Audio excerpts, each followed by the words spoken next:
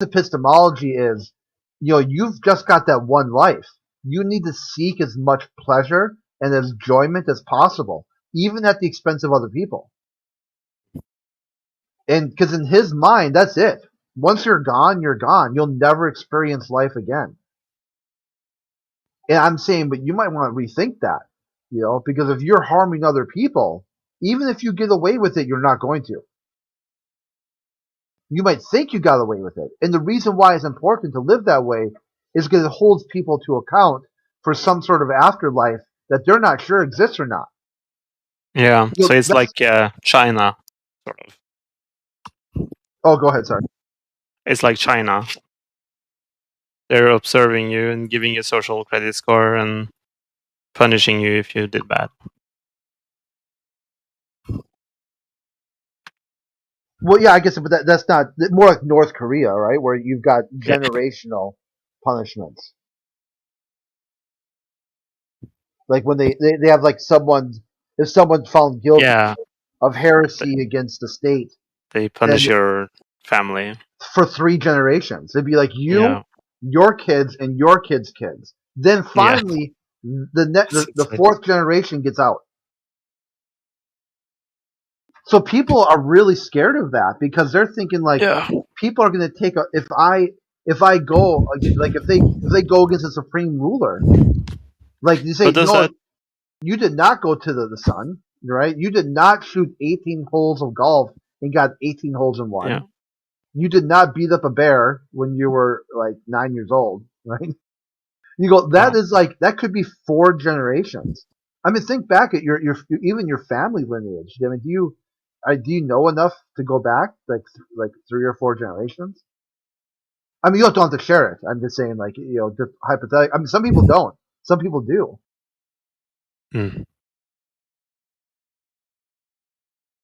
I wish that I don't like that kind of system. I would rather have like morality imposed in the way that it's at least I wish that people like get have the ability to have empathy and that's like it's the moral drive from there, not from scaring people. Like, oh, if I wasn't scared of punishment, I would just kill a lot of people. Some people will do that. I know some people do, but I hope that people would learn some kind of empathy instead of punishing people into like obedience. Like, are they really morally good? How are they moral compass if the only reason they do good is because they are afraid of the punishment? Because I wouldn't I wouldn't go around kill people even if I was allowed to. But that kind of goes full circle to what we were talking about earlier with this idea of atheism being a death cult. That they hope, in the framework here, that they're hoping more people get the skiba. Yeah, I mean, that's not good. But I'm not like that. Yeah, that's what I'm saying. That goes back to that sort of idea I bring on a lot about you do you. If everyone does what's right for them, that will be that sort of empathy. Because everyone's looking out for their own best interests. Like, I would say, I don't care. Is that empathy? Yeah, because if I present a positive vibe in the world and making sure what's good for me is good for everybody, by them following their own agency, then that's just going to be a net all tides rise. But what if what is good for you is not good for others? Well, yeah, that would be harming someone else. Yeah. And that would be like a violation, because like at the expense of somebody else wouldn't be what was good for me, because that would be harming your soul, like your karma. And if everyone did that, then you're downward spiral at that point. If everybody's like if you're like kind of like where people think about, like, if someone's drowning and they're always like, I don't know if you ever did lifeguard training. They say you gotta be really careful because people panic when they're drowning, and they will actually force their rescuer underwater. That's kind of how I see atheists many times. A lot of these New World Order sort of third wave atheists, they're drowning, and anyone who tries to save them, they pull them under with them. Do you think I pull people under? Sometimes, yeah, you've done some things in the past where but you've come forward. You said like, oh yeah, I didn't mean it that way, or like I got angry, and I'm like, yeah, that happens. Yeah, I don't think I've done anything seriously bad in here. I've like server-wise, I've of course broken rules, but I don't think like Yeah, I got you, and me too. I've said some everybody has harmful broken things. server rules. Yeah, and the whole idea is to be like, you know what, I was a little harsh towards that person, and apologize. And sometimes it works, and sometimes you reach some sort of understanding where other people will just always hold it against you, and you have to be like, okay, well, thanks, but there's just no way of Yeah, a reconcile. It's but I don't think like unreconcilable situation. I don't think that like people being angry on Discord is like immoral in its sense in any way. Well, it depends when they start wishing people will die. That When is they're true. held. That's going too far. Okay, that's what I was getting to. Like, but like just I being can angry, get like angry. I hope your internet cuts out, like, or I hope you stub your toe, right? That would be different than be like, I hope you get the skiba. Yes, I mean, Just that's based not on. like Hold on, real quick, Frank. Just based on that he deems someone to possess wrong thing, when his thinking is still contained in the other person's thinking. Like if I say my thinking is level, is horizontal, that's still inside your framework. It's just more restrictive understanding of it. That statement is still true, even if your statement's true. And that should be where the rising tide is. Where people say, you know what, that's a fact, and that's a fact for me. We have different conclusions, so here's how we reconcile the conclusions. Follow your path, I'll follow my path, and wherever they cross again, we'll read that. We'll come to it again. Because I could live out my whole life following either one of those two paths, and it probably won't change a single thing. It won't change anything because it's semantics. It's not talking about reality at all. That's why I think talking to Bev is pointless. I suppose, yeah, maybe that's where we agree, because I don't talk to Bev either. He's had me blocked for, I don't know, quite some time now. I don't know if he has blocked me, but yeah, I think like Bev, and I call them his crew. It's the people who follow him around when he's on the server. There are certain people who are also there. They do the same thing, all of them. I downloaded a meme, which I find kind of funny, which is like, I don't know exactly how to explain it. Well, it's funny what you're saying, actually, because I went in there like yesterday or the day before, and yeah, I almost immediately started getting interrogated by everyone. They are very strange. Yeah. Yeah. How do I? Hi. Yeah, without using the word cult, it's kind of hard. That's why I stopped saying it, because I just call them bevels. They're kind of like a club or something like that. Because I want to be, at least sort of, yeah, I guess a bevet. I mean, bevet makes it sound kind of like a bevite, yeah. It sounds like an infestation, like he's termite. He's got such a specific interpretation of the level, I guess.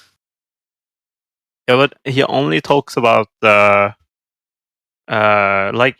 what you call it, being just. He just wants to be argumentative. Like he doesn't wish to solve anything or come to any common conclusion at all. He doesn't have no intentions of doing that.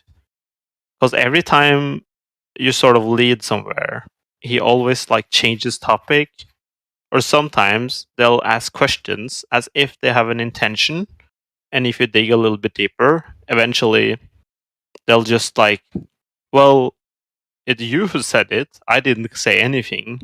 So suddenly he doesn't say anything, and it's like, okay, so I say like I've been talking to a wall for like 30 minutes now, because he was arguing something, and then suddenly he had no intention of arguing it at all. Like, what is your point? And he said, I don't have a point. You had a point, but he had a question to that point. And I was asking, well, so you have no intentions of asking me any questions? Then that's the definition of being just argumentative. He doesn't want to. He doesn't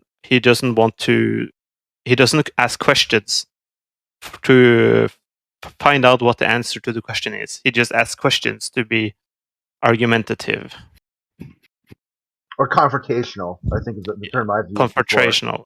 Yeah. Like it's the only thing he and all his like the white crew. I call him like DP Möbius or something like that. What's up? Or all of them talk the same way. It's pointless. It's a waste of time.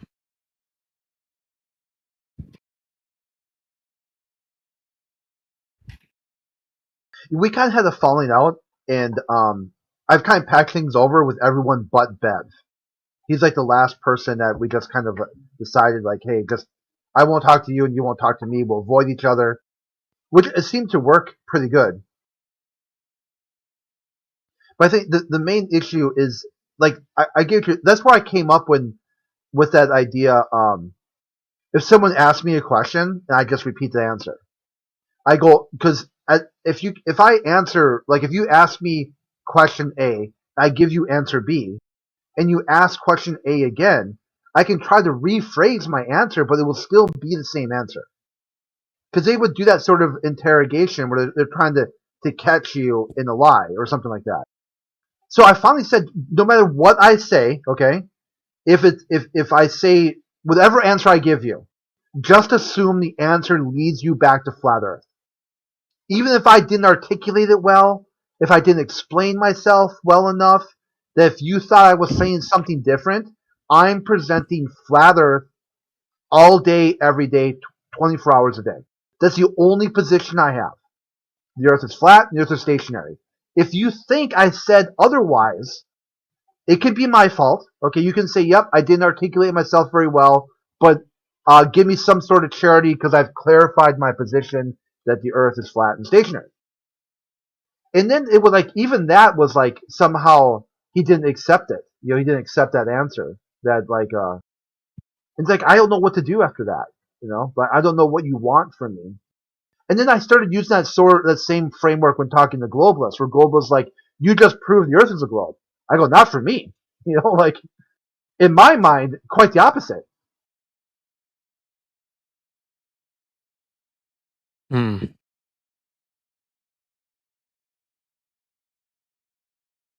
that's why I was thinking, like, starting from a point of honesty. Like, I know you think the Earth is a sphere, and it's a planet, and it's in space, and heliocentric. And if you say something that goes against that, it's not like I would say, hey, well, you just proved yourself wrong. Well, like, you should say that. Yeah, but that isn't correct. That isn't like that isn't intellectually honest. How is someone going to prove themselves wrong when their idea is already something else?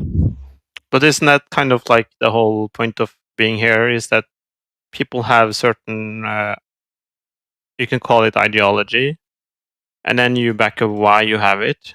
And if you're like being contradictory or having some conflict in logic, then that's like maybe enough for somebody to change their mind, or they have to reconsider something. At least an honest person would do that, right?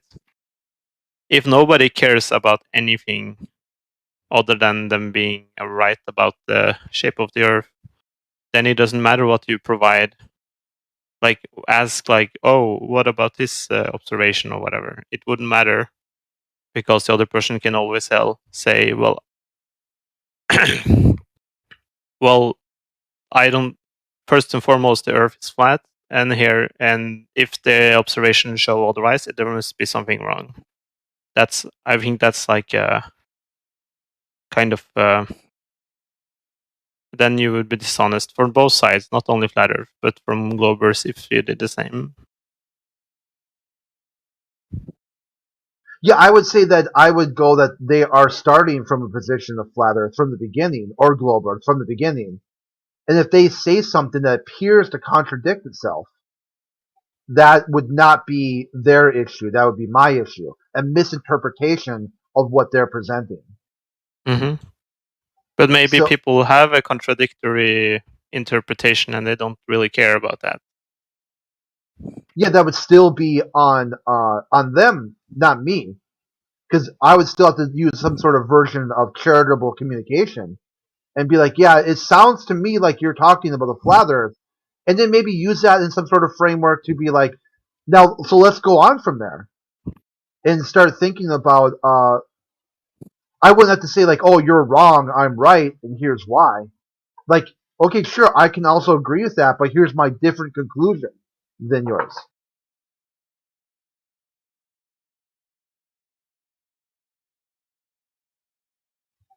Sort of like the levels horizontal thing. You can that makes sense to you, right? You follow that or not? I understand it's a definition, it's semantics, it's like a dictionary. But you agree with it too, right? Like it makes sense to you. Like you can picture in your mind, like Of course.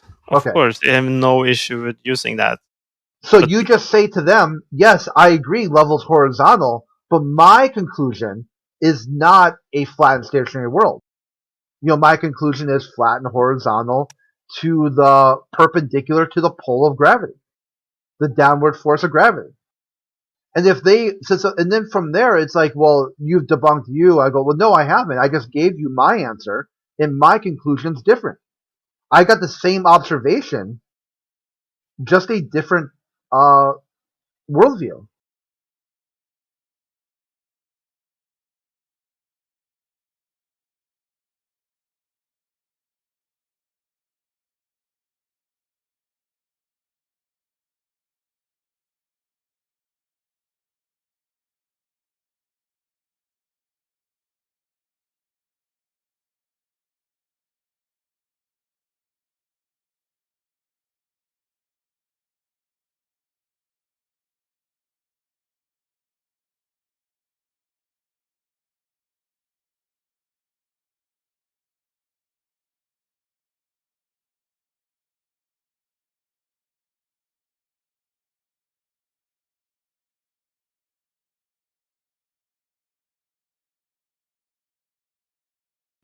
I was just thinking how, like,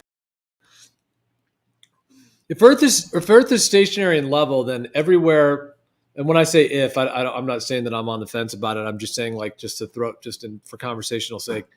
Then, like, trying to think how to express this, but wherever, if you were to measure level every day from one place, in the same place, you'd be measuring it, boom, boom, horizontal level. But on a globe, every time you'd be measuring level, if it's curved, then you're measuring from a different location every day because the whole thing is spinning. Oh yeah, and also your level would be a different incident of level too. Like everything would have to be tilting away or tilting, tilting left or tilting right or forward or back. Like end for end or side for side would always be tilting away from you. Or it's a one where you're kind of level locally and there's a hump between you and the next object. So it's like a local sort of area level. And they've kind of explained that, in their model as that kind of like a gravity being an average and not a constant. Like this area over here is 9.8. This area over here is 10.2. This area over here is, 9.4. But then it all sort of, to simplify the math, it all just kind of works out to 9.81, whatever.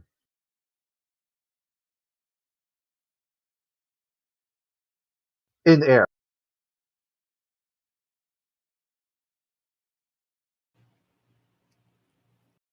Yeah, so it's like they say level is always curving, but it's also always changing.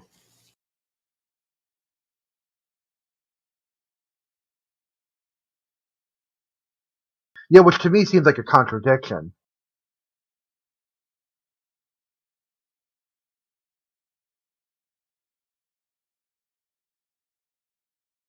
It's like either one or the other. If it's a baseline, then if it changes, then that would mean that there's some sort of fundamental structure that's different each time. Right, because like to me, like level is it's like a real thing. You know, like when you fill up water in a glass and it goes to it's like that's an actual thing. It's not just an arbitrary like spot on a you know moving reference frame and all that stuff. Like it's an actual stable, solid geometry.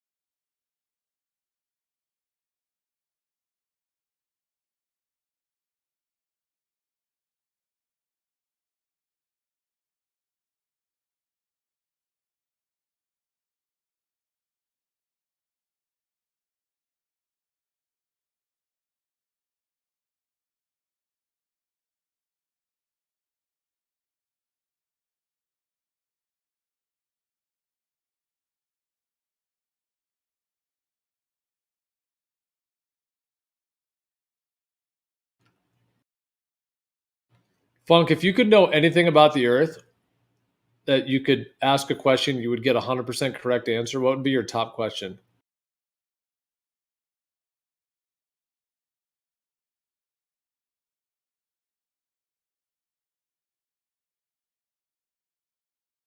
What's at the limit? What's at the edges? Like,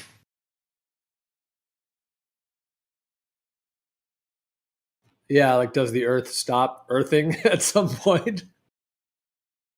yeah, where's the edge to the physical reality? Or is there one? But yeah, that's a good one.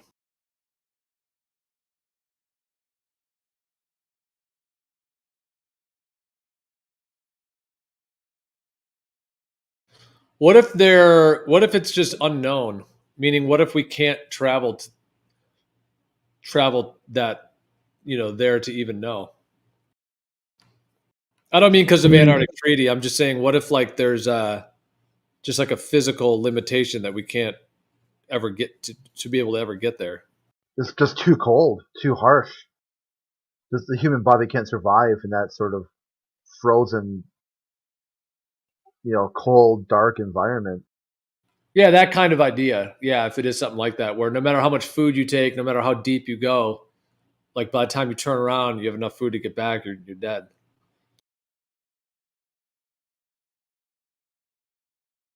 Like, in the days of yore, they used to talk about like physical boundaries for like civilizations couldn't cross, oceans or mountains. It's just too far. That's like to stop these diaspora, outside of like Vikings and like the land bridge or something like that.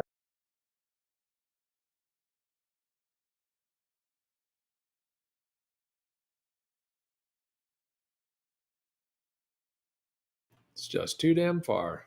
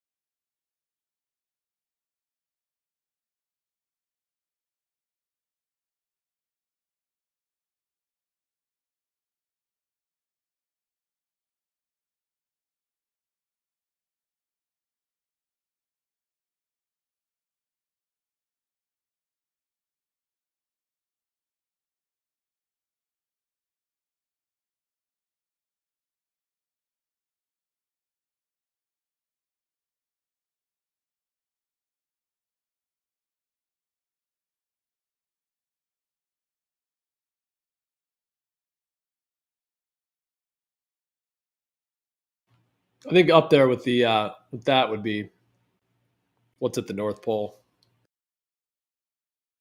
Pretty big one.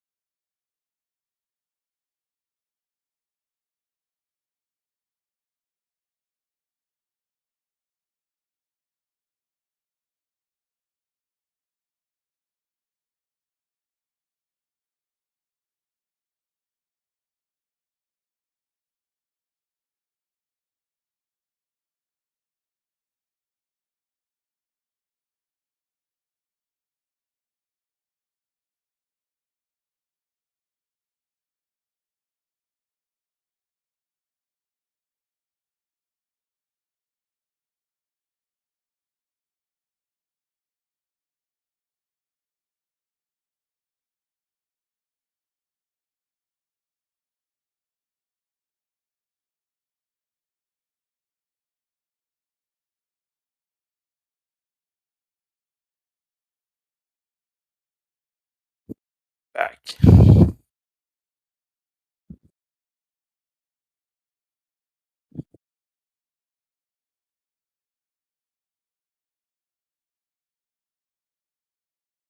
I think I asked you. I don't know if you heard me, Funk, but I was saying that if you could ask any question about the Earth and have it answered, like with the true information, what would be the top question on your list? Uh, hmm. How did life start?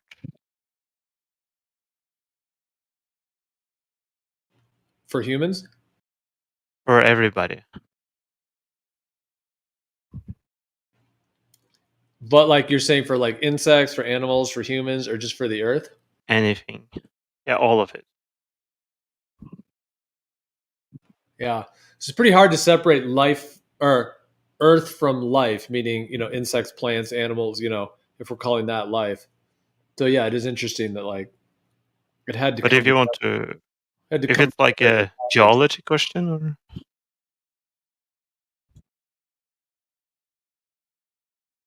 What's that? geology question, like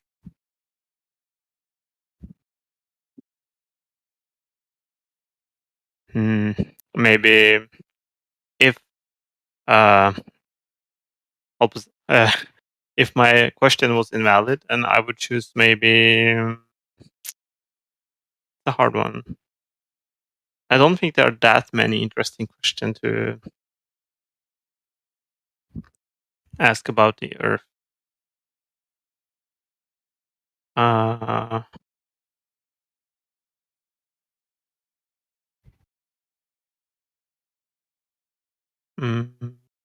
I don't know, actually. I don't know what I would ask.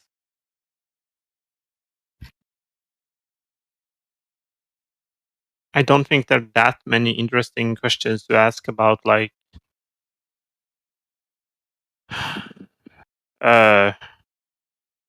like the shape of the Earth or the content or the what's in it. I don't think it's that exciting.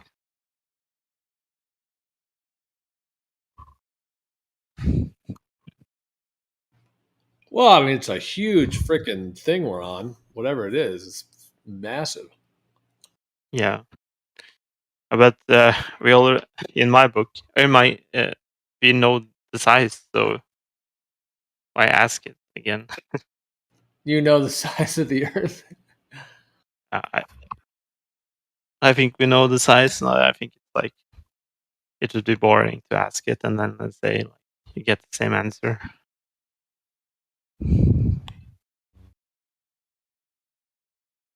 It would be more interesting to ask a question which nobody knows, for sure, like 100%.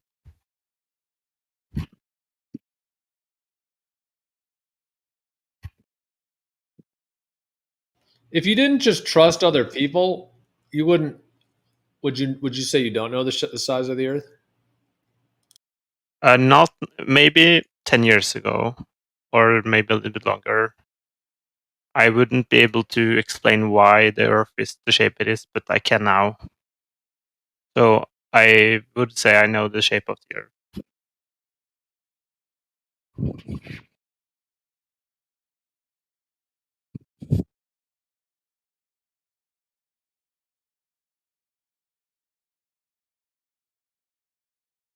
I think it's mainly. Sorry, I interrupted you. Is it an oblate paroid? I wouldn't know the difference between like that's very, very. I should say like a precise way of explaining it, but I would definitely know it's spherical in shape. What about moving? You mean orbiting? Or just rotating? Yeah, I think that is also. It like goes hand in hand with the observations. And then the same thing too with heliocentric then. So both movements. Orbit, yeah. I think like I am an amateur astronomer, so I know I can explain like the movements, the what do you call it? The orbit, the movements of the planets in the sky. Like I can predict them and explain them, like by placing stuff in space and see how it would appear in the sky, and that's what we see. So I think I have a really pretty good idea. And then all the observations of the days of yore are just like discounted as just being wrong. Days of yore? Yeah, like before Copernicus. I don't think they really looked at these observations and tried to ask the question, why do they move the way they do? They just thought it was strange. They didn't try to explain it. But they did like, it appeared to be flat over shorter distance. So, I mean, it makes sense to think it's flat for many people, I think. But that's like, they don't take into account all the evidence which we have tried to understand. I don't think they did.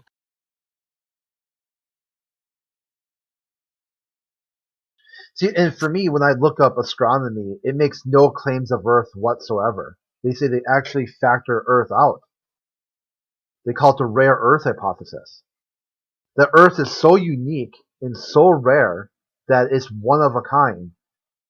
That the Earth that you see in heliocentric models, that's not even Earth. It's called Terra. They invented something to fit to be a placeholder.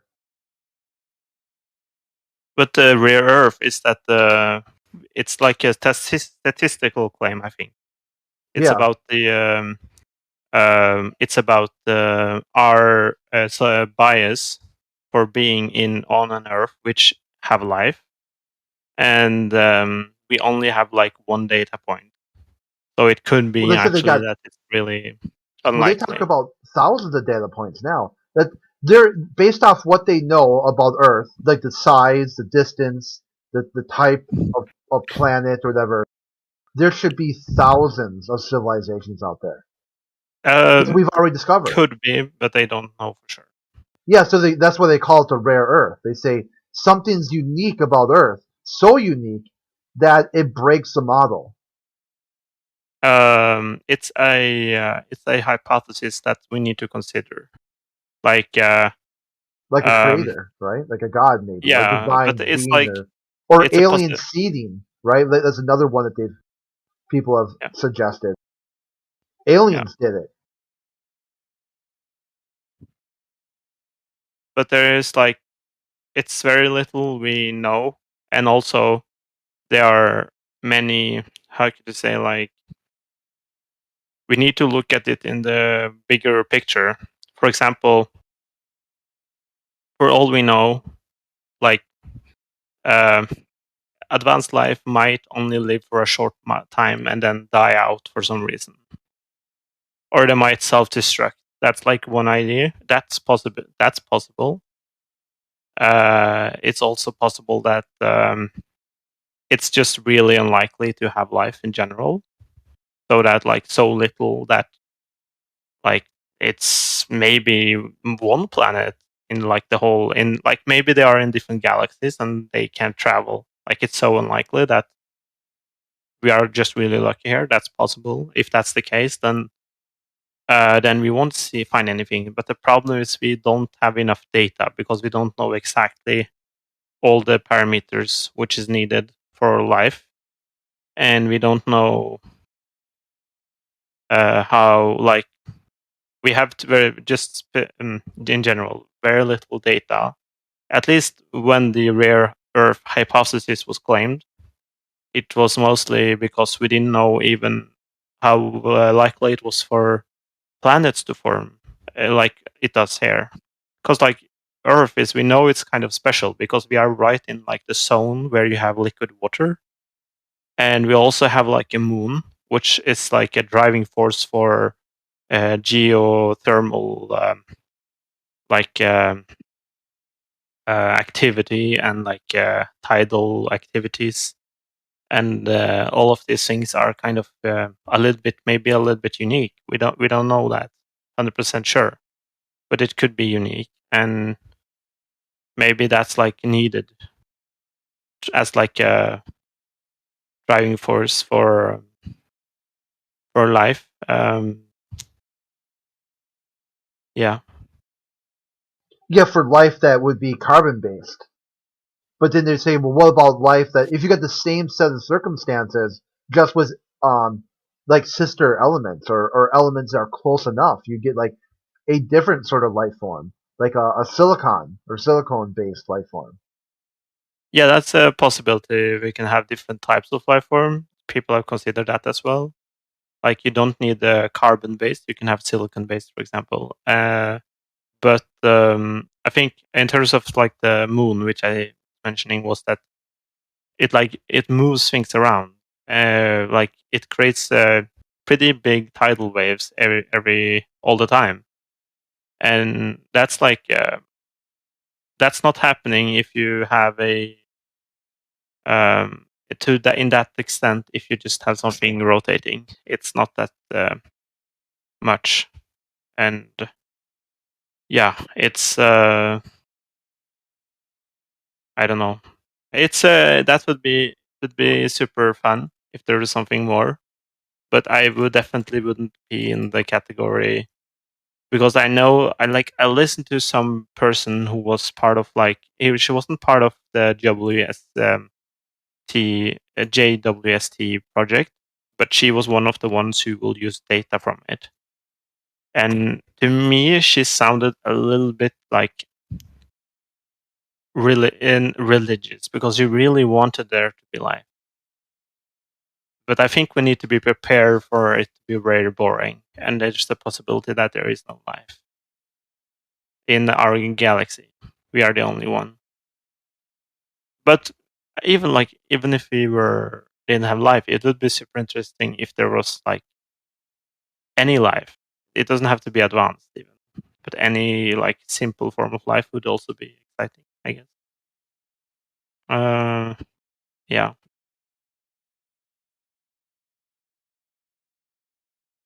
And I was the other day we're talking too. Like, is it possible that these alien life forms or consciousness are able to even interact with us?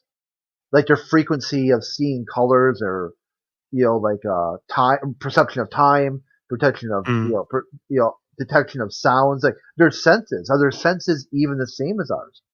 Like you got like a shark that sees electromagnetic. So like, what if they have senses that we don't even know about? Like, hey, they detect things, aura or something like that, or telepathically. They read, Yeah. like, so I would go with, that's like that movie, The Arrival. They had to use pictures, like almost like a really odd game of Pictionary to communicate with the aliens. Yeah, that was like very. I think they did a lot of research into linguistics before going into that movie, and talking about like how would you create. It's like talking to like teaching a. It's worse than teaching like a child language, but like just considering language doesn't have to be the way we present it at all. Like it can be completely different. I thought that was interesting that they didn't like present the stereotypical green man with the large head and like looking very similar to us. They chose an animal which was very different.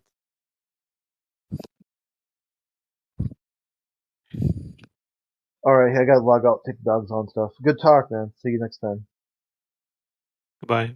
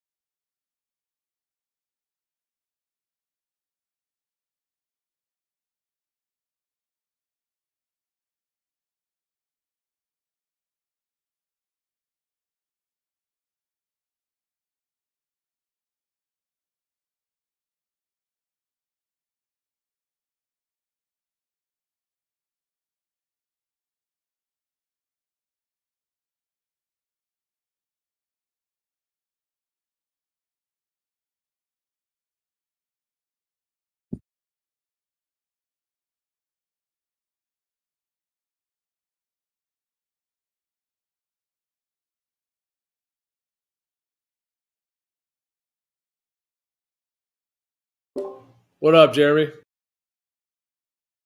What up, Gio? Yo. Have you looked more into the V-gate, Jeremy? Well, there's nothing to look into. I know that shit works. So I you can't made build it. a perpetual motion machine? I mean, it's not perpetual motion, but I know it works. I just can't build it. Wait, wasn't that the whole point of it? It was that it was a perpetual motion machine. Yeah, I don't know if it'll go forever though. Well, okay. Well, then it's not so exciting for me. Then it's just another machine.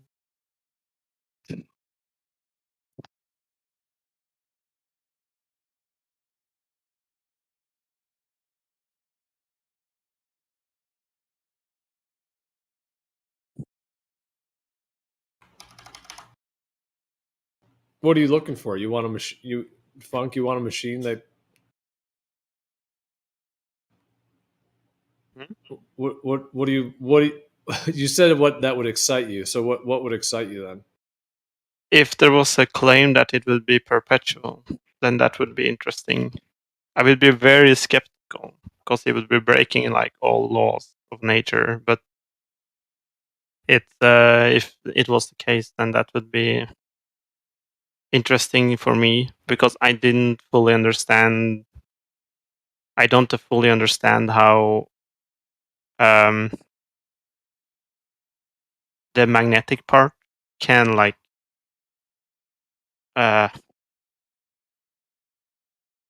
carry like reduce energy. I would guess it get demagnetized over time. I think it's like, but I don't know exactly how.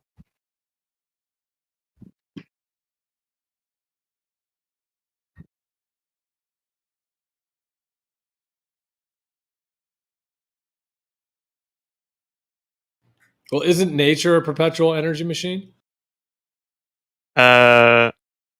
No. I mean, entropy is increasing all the time.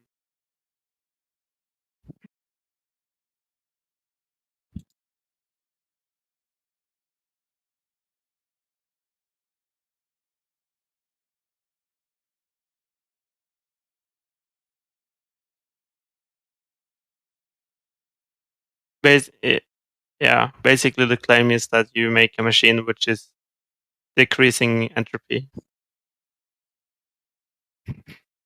That would be insane.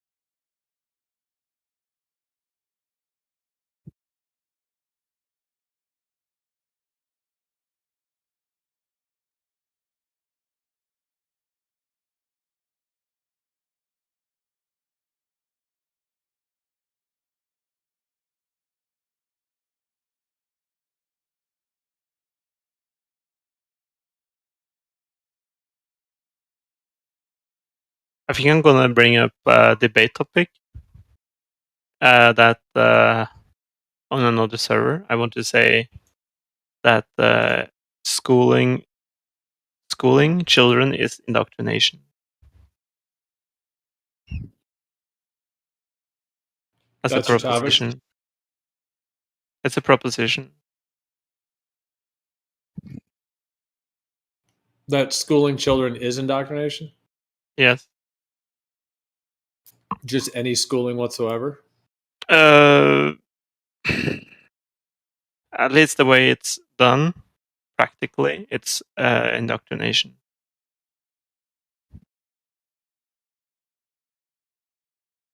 Yeah, it is. Actually, you know that word inculcate? Inculcate? No. I'll Google it.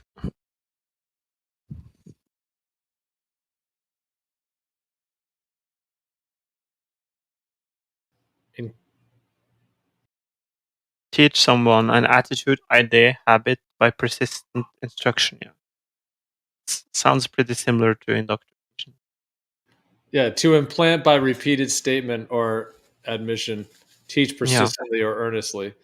Yeah, so Yeah. school is just this like implantation of repeated information that you then have to memorize and then regurgitate. So yeah, it's That's that's why I think it's indoctrination. I think most people would agree with that. It's indoctrination. I don't think most people in there would disagree with that. So maybe it doesn't bring anything fruitful, or I don't know. I would be interested if somebody disagreed, why they would disagree.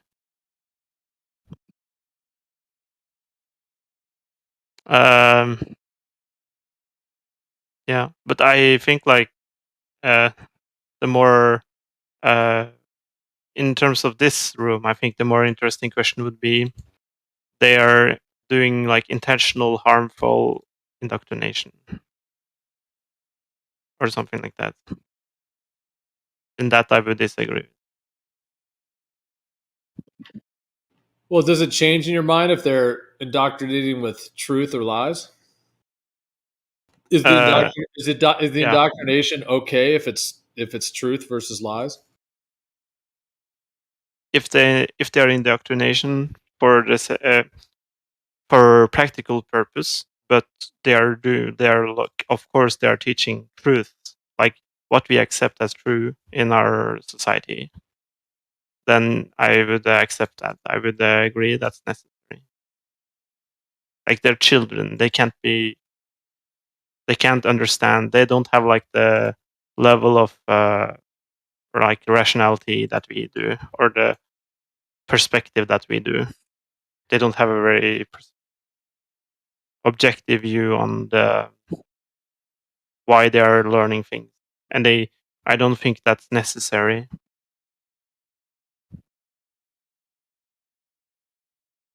It would be very difficult to learn a child why that child needs to learn math, for example.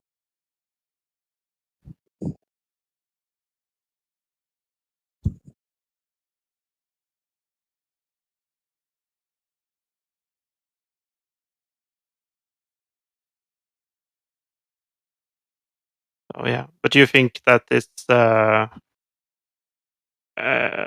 like, for example, if a child thinks if the child think it's in their mind, they think it's a waste of time to do math, and they would rather eat candy. You don't you can try to explain, but it's not always helpful. They don't always see the bigger picture. They don't have like the capability to understand it. So what we'll do is that for example, we'll trick them. It's like say, well, if you do this math task, then afterwards you can watch like a child TV, and then they'll do the math and afterwards. So that's indoctrination, right? But I don't think that's harmful. I think it's opposite, actually. I think it's good.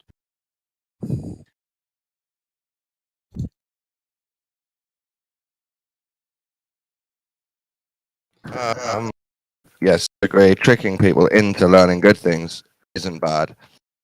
It's one of the ways to get them to learn. Yeah. Like, I also think you can overteach someone truth, and that becomes indoctrination. So even if it's all true, the way you're pushing it into people's minds can be indoctrination. Yeah, that could maybe be.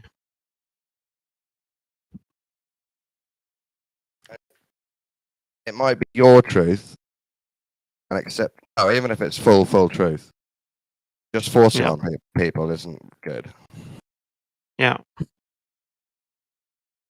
Like, for example, I think like schools, for example, are very, very, very with teaching political stuff, because that's obviously where there is a lot of contention in society on what's the correct way to go about. So, yeah, you need to be careful with what you teach, and be very how should you say, not very pushy, but if there is doubt, you need to be certain that you tell them that there is doubt, but this is current knowledge or something like that. It's presented like this.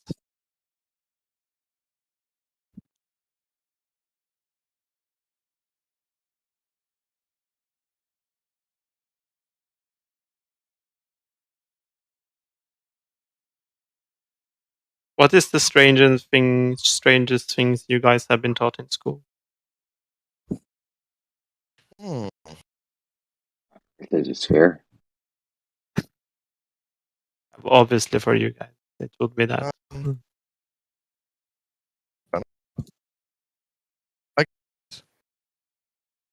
The things that we were not taught is more shocking to me. Hmm. I can't actually remember everything I was taught. So maybe there was weird stuff that I forgot.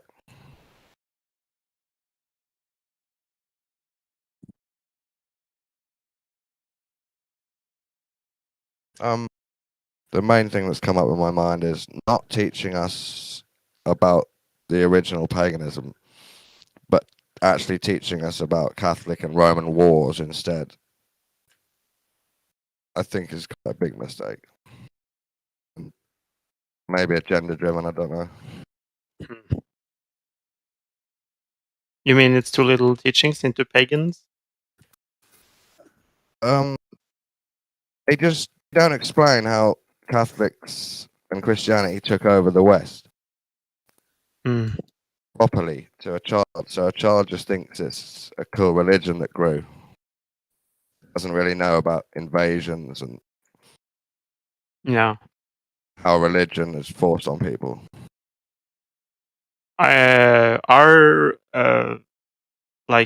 It's like opposite, because we were a pagan nation before, Right.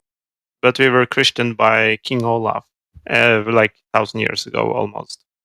I think that's similar to us. Yeah, Recent, but similar. and like he's viewed as like a kind of like he's viewed as a saint, and I think he's actually like when you ask when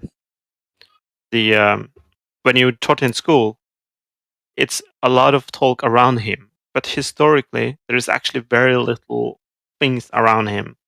He was more presented as a saint like several hundred years afterwards, and historians actually claim that they used his character as a way to strengthen the church in our country, not because he actually any of the stories are true, but because they want it for political reasons, like being part of church. You want the church to be strong, so you presented a guy who like was a saint and Christian the country, and they built a huge church. And I think like they taught you that in school. Yeah, they taught us about like the different Viking kings, and King Olaf was the king who Christianed Norway. But apparently, like historians say, well, that's not true, really. Like they don't think it had Christian country. He was just presented as a saint, so that the church has like a figure to say, this is the saint who Christianed Norway. We are now a Christian country. Otherwise, it was to like basically like push down on paganism, because pagans didn't accept the church, and if they didn't accept the church as a power, that means church has less power. It's like political, and it was very obvious reason why they did it. That's the main thing I can think of about school being wrong for me. Although Freemasons managed to remove religious studies mostly from the school, in history, the history is still biased towards Christianity. You don't really hear the full story. Yeah. I think that's all I'm saying. And it's not really super harmful. It's just a bit wrong. Yeah, I think so too. I think it's like it's slowly moving away from it. Like for example, when I was young, they had Christian teaching. We have history, but we also have Christian teaching. Right. But I think that has been much more liberalized. Now it's like called Christianity and other religions or something like that. So it's like religion teaching now, and they teach about all the religions instead. I think that's helpful. Christianity just seeps into everything, doesn't it? And then it takes ages to phase it out again. If you Yeah. ever can. I think it goes in the right direction though, but it's like just a slow process. I think Yeah. with curriculums are. I think it's like. I think it should be. I don't think it should change rapidly Well, all the now- time. The next thing will be they'll start phasing in new age teachings like chakras and yoga and meditation and all of this. They'll start phasing that in like Yeah. a new weird religion. I think they should actually teach. I think they don't. I don't think their religion is like a personal like ideology, where I think they should teach it objectively in school. So they're Yeah, mine like was quite. We just learned about all different peoples, but it's from a Western bias that ignores a lot of stuff. That's what I'd say. yeah. But do you think they should teach religion in school? Yeah, in the whole week, maybe an hour or two to learn all different religions. Yeah, I don't mind. Yeah. But not teaching you how it's fact, saying people have believed Yeah. all of this stuff for this long. Maybe it means this. So that's the lesson. But I think like there's one part which they never teach. They have the religion teaching, and then they teach the stories from the book, and that's fine. But I think they're missing the big part, which is like the critical thinking part, because it's claimed that there was actually some reality to this, and therefore that is not presented not at all. I think it's maybe due to like it would create like havoc among the Christian community if they did, but like what I actually would have say. historians like look at from a historian perspective. I teach 1 hour when you study someone else's religion, like you're studying it, and then an hour where the teacher asks you about what you think, the big, huge philosophy questions that lead into religion. Do you believe your granddad and grandma watch you from somewhere, even though they're dead? So, questions like this. And obviously critical thinking. Yeah, I agree. That should be a whole lesson in itself. Yeah. Like having the story and then having what facts do we actually know and look at it in that perspective. Because in that way, I would say I was indoctrinated in the sense that I was only taught one part of the story, which is the story which is claimed by the people who ideologically believe Christianity is true, and all the other religions as well, similar. Yeah, you don't hear but Gnosticism not or skepticism or yeah, and also like the historical part, because there is a bunch of historians who document it the differently. scholars stuff. Where Scholars, scholars that yeah. believe Jesus existed and he was in a cult and he traveled from here to here, these sorts of things. Yeah, but like then you have like then you have the historians who actually look at like the evidence of the places. Like for example, I don't think like what I've heard, there is like not a lot of evidence that Moses traveled to the desert and all that. It's like the accountings, they don't find any resemblance from that era. So it could be made up for all we know. Like try pick out allegories, fiction, and fact, maybe. Yeah. And help the kids decide themselves after they know the difference. Yeah. And like look at like from the Judaism time. from the time before Christianity and look at the stories and how they formed and when they were written compared to when the story was claimed, because some stories claim stories we know was written by people, and they write down stories which happen like several hundred years before them. And think about like writing down a story now from only like storytelling, like air whispers, or maybe made up, we don't know, right?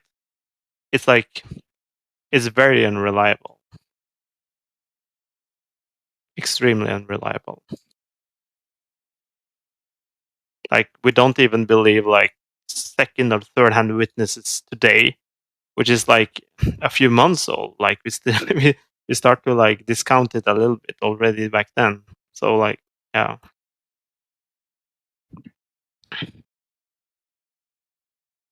I would like, I know it's controversial and weird for kids, but I would like them to teach more reasons for the Holocaust, more thought, different thoughts for the reason. Yeah. And you mean why? Yeah, why? Why it Because we- came that far to that? Because I don't think Yeah. racism or anti-Semitism, that isn't explaining what people are feeling and why. And they don't like teach the reasons, the casus belli for Hitler doing what he did or why he came into power. Because Yeah. like saying like if he was this like evil being and like only brought havoc on everybody, then he wouldn't be picked as a leader. There was a reason why it led up to this, and like it's not mentioned Versailles Treaty, I think, the November deal. Even if they said we don't know, but we're going to try and look into it. That's the lesson. We're all going to try and Yeah. study how this happened together. Not But there is this like a happened lot and of isn't stories, he evil? right? You know, this many died. This happened. Isn't it evil? Here's a photo. 'Cause that's not the full lesson. No, it's like not to not make the same mistake. We need to learn how a country became like that, and not just teach. Well, Hitler came to power, then he hated all the Jews, and then he gassed them. Like, that's a very wrong depiction. I mean, that's all I what can happened. remember from school. That's what he taught us in reality. Like, they taught us the Holocaust, and they just gave us like the facts and the numbers. They didn't teach us anything of how it led up to this. Or Genocide's terrible, especially this one. That's basically what they taught me. Yeah, but not that's how, true. not how and why. Like, it was like pretty horrible that, like, for example, America dropped like a nuclear bomb on Hiroshima, just killed like I don't know how many people died, but like many thousand people died who was innocent, and there is less focus on that and more focus on like other, like I think it's very true what they say, like the history is written by the victors, and I think it has like a resemblance of that we were allied and we were victorious, and the curriculum just carried that like attitude from the victory and just carried it on until now.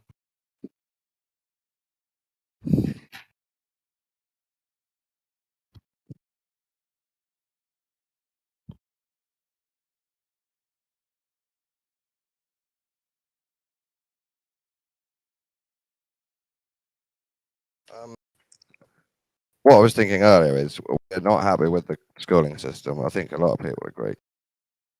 Maybe we're not capable of fully teaching one kid, let alone 10. Yeah. Ourselves. So somehow we have to get them to listen to us to make changes.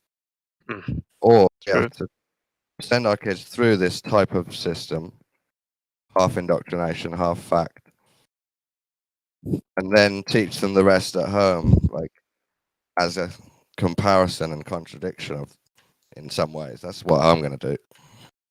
Yeah, I'm going to use both, so me and them, and compare and contrast it.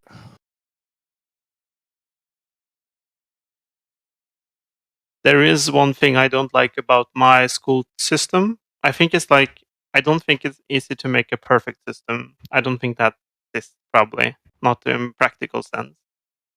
But what they've done now is like, their view is that all people are pretty much similar. It's mostly the environment who chooses what you can become.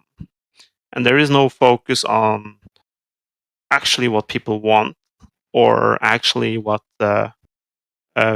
children want specifically, what children want, and actually naturally gift. It's very stigmatized to talk about that. Like having some children being like more academically strong and others being more like practically strong and not so academically strong. But we still put everybody in the same class at the same age, and the curriculum and the level is set the same for everybody, which means it works perfect for those who are like in between, but for those who are over, it can become actually quite boring. There's a few kids that they pick out as special sometimes, don't they? Help a bit extra, but generally they don't do it well, and most people are just stuck in the mix. Yeah, but I think like that's like creating stigmatized, because you're setting an expectation. Like it's wrong to not be academically strong. Like that's the only way you can actually survive in society, if you are academically strong. Instead of like having some acceptance and setting the bar a little bit lower for them, and then set the goals for them or what fits them best, instead of setting the goals equally for everybody. Our school, I've not too bad in some ways. Our boy, who's not very good at concentrating out of school and not very social in life, but he's very good in school at math and all those types of things, like autism. Yeah. But so what they do is they sit a troubled girl next to him, because he can calm her down by like 50% into a normal student just by sitting next to her. So even though it's a bit of a drag on him, it works for the whole class. That's what their mum told me, and I was like, it's a bit weird, but it seems to work. So as long as he's not complaining, it seems all right. Yeah. But they need to do more things like that. Get the really clever kids to help teach, and take them away and teach them even more stuff sometimes. Yeah, I think without it being elitist kind of thing. Yeah, like yes, like we need to remove that stigmatization. Like for example, socialing, they should stop with the whole this is your class, this is your people, all of you guys are equal and have the same curriculum. Instead, it can be based more on level, but in terms of socializing, they could also be on equal terms. So that, for example, a smart kid, he doesn't want to, just because he's smart and academically maybe 2 years ahead, doesn't mean that he wants to play with people who are 2 years older than him. Oh yeah, that's important. Right? Yeah. So your community there, but you might be at different levels studying. Yeah. Yeah. So like. Yeah. So like having classes where they are together socially, so that they have like and like for example playing, when they are playing, that they're playing with their equals instead socially, but academically don't hold them back. It's very difficult though, but I think that would be better for making kids who might have be more naturally gifted to actually push them, and then people who are not so naturally gifted, push them in their own level, which would be lower, of course, but that's fine. Like we just have to accept it. Yeah, I think that would be. The only problem I would have, we need to be careful so we don't like create like this. Oh, you're the kid with the issues, but I think we already have that problem, because children with special needs already get special teachers sometimes. There's so much nuance. Right. If you teach a range of stuff in your community class, you can say he's the one who's a bit loud and answers back, but he's the one that will help you with math. And then you can point out another kid and say what's good about him and what's bad about him. And then everyone's got their qualities where he's the nerd, but he's not thought of as the best at everything because he's not good at art. So you have to help him with art. Yeah. That was for me. Like, for example, I was very bad at like things that needs creativity. I was like good at like carpeting stuff, but that's not so very arty. But if I was gonna draw or maybe write a story or something fiction, I always did very bad. And Like craft, that was the case. but not creativity. No, not creativity. Like not so. I can like draw, Making but, like, things and very good. crafting. Bit different. Making things and crafting. Yeah. Did you say making carpets? Not carpets, like carpeting. Like I don't know what you call woodwork. it, but like woodwork. Yeah. Yeah.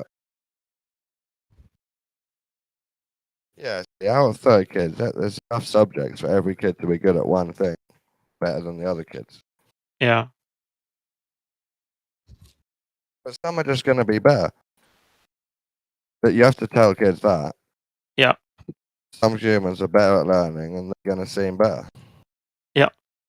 And that way, I think also, like, for example, we know that especially in younger age, there could be very different level of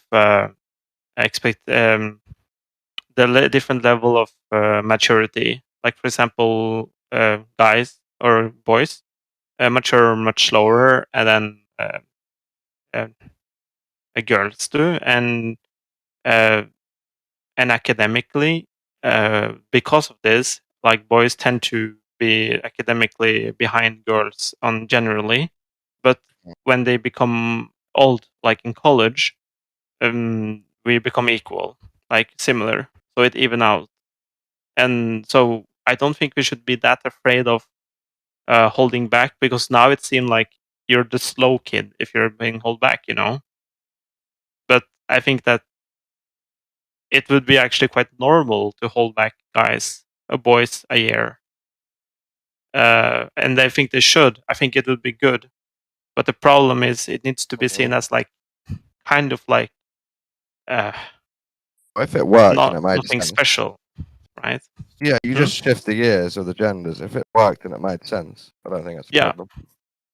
Like, sure, you can have some boys who can start the same age, but maybe there are a few boys who should actually be held back here and not start teaching school. Like, for example, my nephew, there was my sister was asked by their like some teacher or something if they wanted to hold him back a year. But they refused, of course, because it's like otherwise he would be like the kid who is 1 year older than everybody else. But if he were to start academically behind, but socially he would be with other children, so that he will stay in math class with children who are 1 year younger than him, but he would also have other classes, or maybe just classes where you socialize and you stay with children who are equal age. Then I don't think that would be such a big issue. And it would be helpful, because then he would succeed in math instead of failing all the time.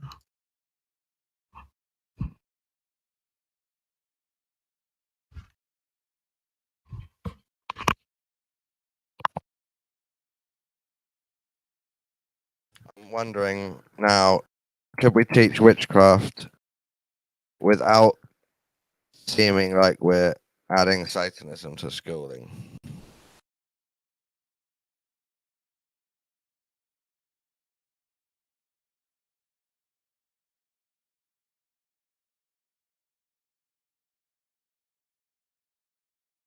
Because teaching witchcraft's more positive than teaching about transvestites. And we do that already.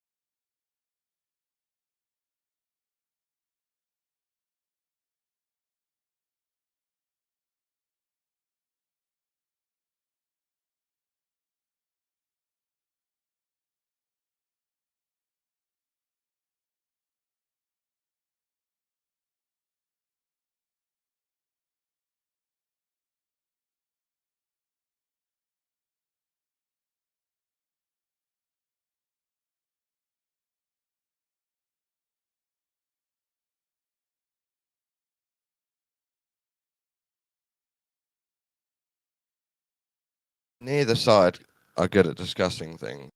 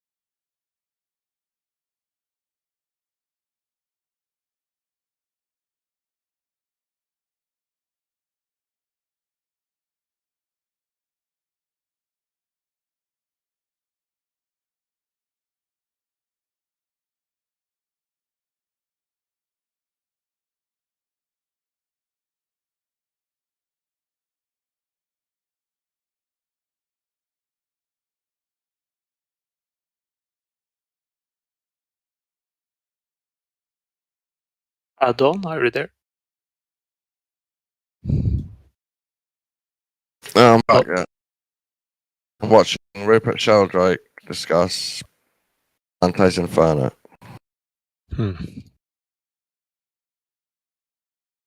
It's actually quite interesting because it's in here. I'm seen as this like mainstream, boring, like shill, like a sheep. But actually, I think I'm more on like left libertarians and like You're saying about you? yes, like actually, I'm quite Yeah, it's just how you argue against flat Earth and for science. People think you're a Nazi or whatever. yes, but in my world, like in my view, the things that is argued, it's quite obvious. It's very established, and like it's like water boiling at 100 degrees. Like, yeah, we don't. Am I a sheep if I believe that water boils at 100 degrees? No, like nobody it's are. for me. From the beginning, I've been like, sure, it can't be flat, and it has to be very close to a globe, what we've been told. Yeah. And I try and say it's 98, 99%, just in case I'm wrong or something. I'm very sure. So, and it's an established fact, I like to say as well. Yeah. Yeah. I would say, I could say, well, based on the evidence, I would say no, it can't be flat. But then all the things I need to consider for it to be flat is so absurd that I dismiss it, like from absurdity. Like the inconsistencies would have to be explained like ad hoc with something strange, something which is like not based in any reality we know of, and therefore, like, I will dismiss it from that on. Yeah, but in terms of like, for example, like, even though I argue for the vaccine, people always think I'm like a pro mandate guy, and I'm not. That's what gets me. Remember, I don't know. I just don't think you should be pro other people getting it. I don't think that's an argument you need to have with people. I don't hate you for it. Yeah, I will say that like people are misinformed on the matter, but I think we need to be careful with enforcing it.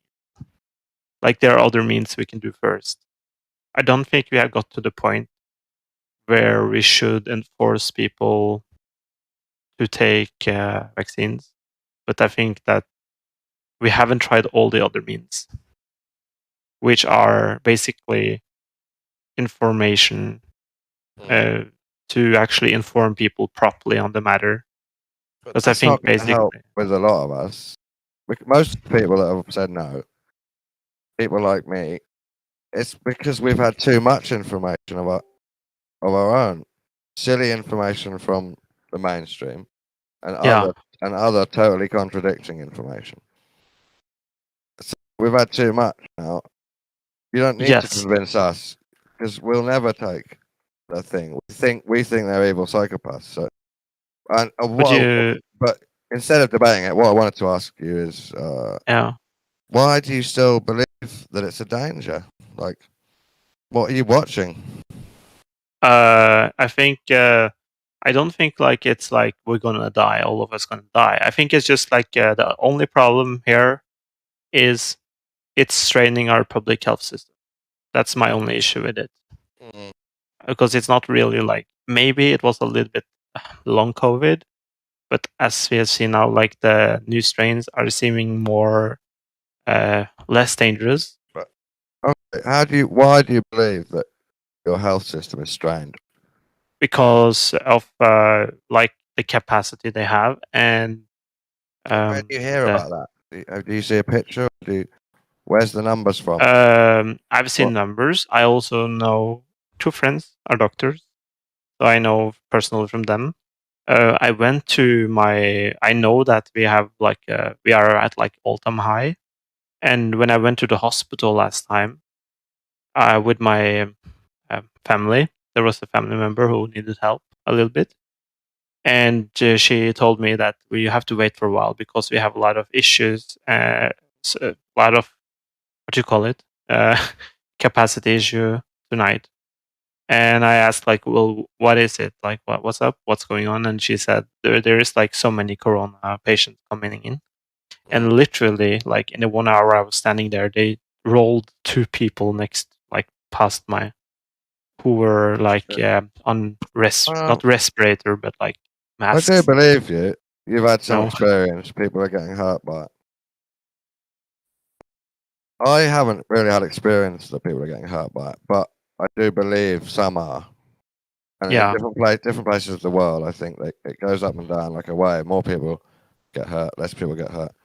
Yeah. But I would say generally they're exaggerating it over 200%, right up to like 50%. I mean, 50 times how dangerous people actually are in danger to how they've conveyed it. 50 times they've exaggerated it. And I don't think I can convince you that you believe the lie and a psychological operation. But I'd want to say I think it has probably been used in political play also. I don't think you should worry about convincing everyone else, because the only people left that are not convinced are the rebels, the full rebels, which are never going to believe you. I think there are people who are like on the fence, and those who there you have like ideological people like anarchists and stuff like that who like are completely against the government, and they would probably never say yes to the vaccine anyway. But you have all the people who are like, well, I read on Facebook and it scared me, and therefore I didn't took the vaccine. I think those people can't be convinced. So what are you going to do? Write fear porn on Facebook? Or you're going to speak fear porn? I think they need to be. I think they need to be properly informed of the facts, and then they can make a decision. But you are only getting these facts from the mainstream, and then you're deciding it's a fact for you. Yeah. Someone like me, I've already got the fact that they're psychopathic liars and they've exaggerated everything. Well, I know that they maybe you should save your speech for the people on the fence. That's maybe a good idea. And then you won't need to go too hard. You'll just have to tell them it's dangerous to not get it, and it's harmless to get it. Yeah, like that's my whole idea, is that like going like with a like mandate. I think it's like we haven't tried the other thing, which is being more. I think like censorship is less of a freedom breach than to mandating vaccines. Because convincing people, they actually made a active decision to take it, rather than being people feeling forced to take it. I think that's worse. And I think it would be better if like we were much more, because like you can't control like all the social media, and they are winning the information war against the mainstream, and I think that's the issue. So? You think we're winning the information war against you, against the mainstream? Yes. Oh my god! Thanks, thank you. That's amazing. I think they are, because you're seeing that like it's so great about it. I think it's like it's affecting people who maybe don't have like the best ability to think critically. Are you worried about the Great Awakening? If I told you that's what's happening, I don't know what's Great Awakening. Well, the Great Awakening is more and more people looking at more and more information and slowly disbelieving the mainstream. That's the Great Awakening. It's the idea I that think- they've put us to sleep, and now we're reawakening. But I think that this is like The internet. it can be too far, you know. Like, for It- example, there is one thing to actually present something that is actually a something that has been lied about, Mm. and then there is like ideology involved, and then you actually have the same thing as You the people understand? lying on the other side. If they've put us to sleep with bad information, one of the ways to fight that is us to go really hard and lie a bit and give also bad information, but contradicting bad information. Because if they're evil enough to use bad information and we stick to the weak half truth that we've figured out, it's not going to be very powerful. But if we exaggerate it as the opposite of their truth, people have to decide like a duality. So it's almost a trick we've played to help the Great Awakening move faster. So my question is, if the Great Awakening is happening, are you worried about it? What are you going to do about it? It's very. I think it's this very like anarchist thought. Well, no, Like, the idea is that everyone, not just anarchists, everyone will slowly just start living for themselves. Without Yeah, but government, that's without in my law, without worldview. It's tax. a very anarchist. That's like Yeah. anarchist. If you decided it as a political movement, it would be anarchy. Or if you labeled yourself as that's how I want the world. Yeah, but to be, like I do. Yeah, but like if you think that your own view on anything and everything is more worth than everybody else's view, I think that's like anarchist. I would say it's anarchist, but how I'm describing it is it's truth as well. It's the true escape for humans from their unnecessary masters. So it's anarchy is a way for you to describe it and understand what's going to happen. But really, the Great Awakening is a huge concept of us just ignoring the masters. And I don't know. Can you fight that with information back? You will be able to. But I just wondered how you feel about it personally, because it must be worrying. I would say join us. Yeah, but it's the like- mainstream is sick. Of course, the mainstream has truth because Yeah. they've had science and money to find truth. But you can keep all that truth and join us and just stop them telling you what to do. But then you are telling them what to do. No, we're just not listening to them anymore and then seeing what happens naturally. Yeah, but that's like anarchy. Let's see what happens when you have no rules. The Great no order. Anarchy Awakening, you can call it that. That sounds horrible. It sounds like Yes. fucking mayhem, You're chaos. worried about like masked gangs running down the street. I'm worried about people giving a shit about like a guy who like thinks, well, fuck, I can drive as fast as I want because I am a good driver, so I'll fuck the speed limit and Okay. then I'll drive as fast as Everything simple just breaks down, yeah. Yeah, like there's a reason why you have these rules. It's because most people actually understand that driving fast is bad. Even if you feel safe, it's not really Okay. safe to drive fast. Then what if I But told there you? you have like 5% people who actually I get thinks that speed limits are I understand only it'll be limiting chaos, their it'll be freedom. chaos. 'Cause when I drive with my girlfriend, she's driving, I'm in the passenger seat, and she's not the best, and she's new at driving.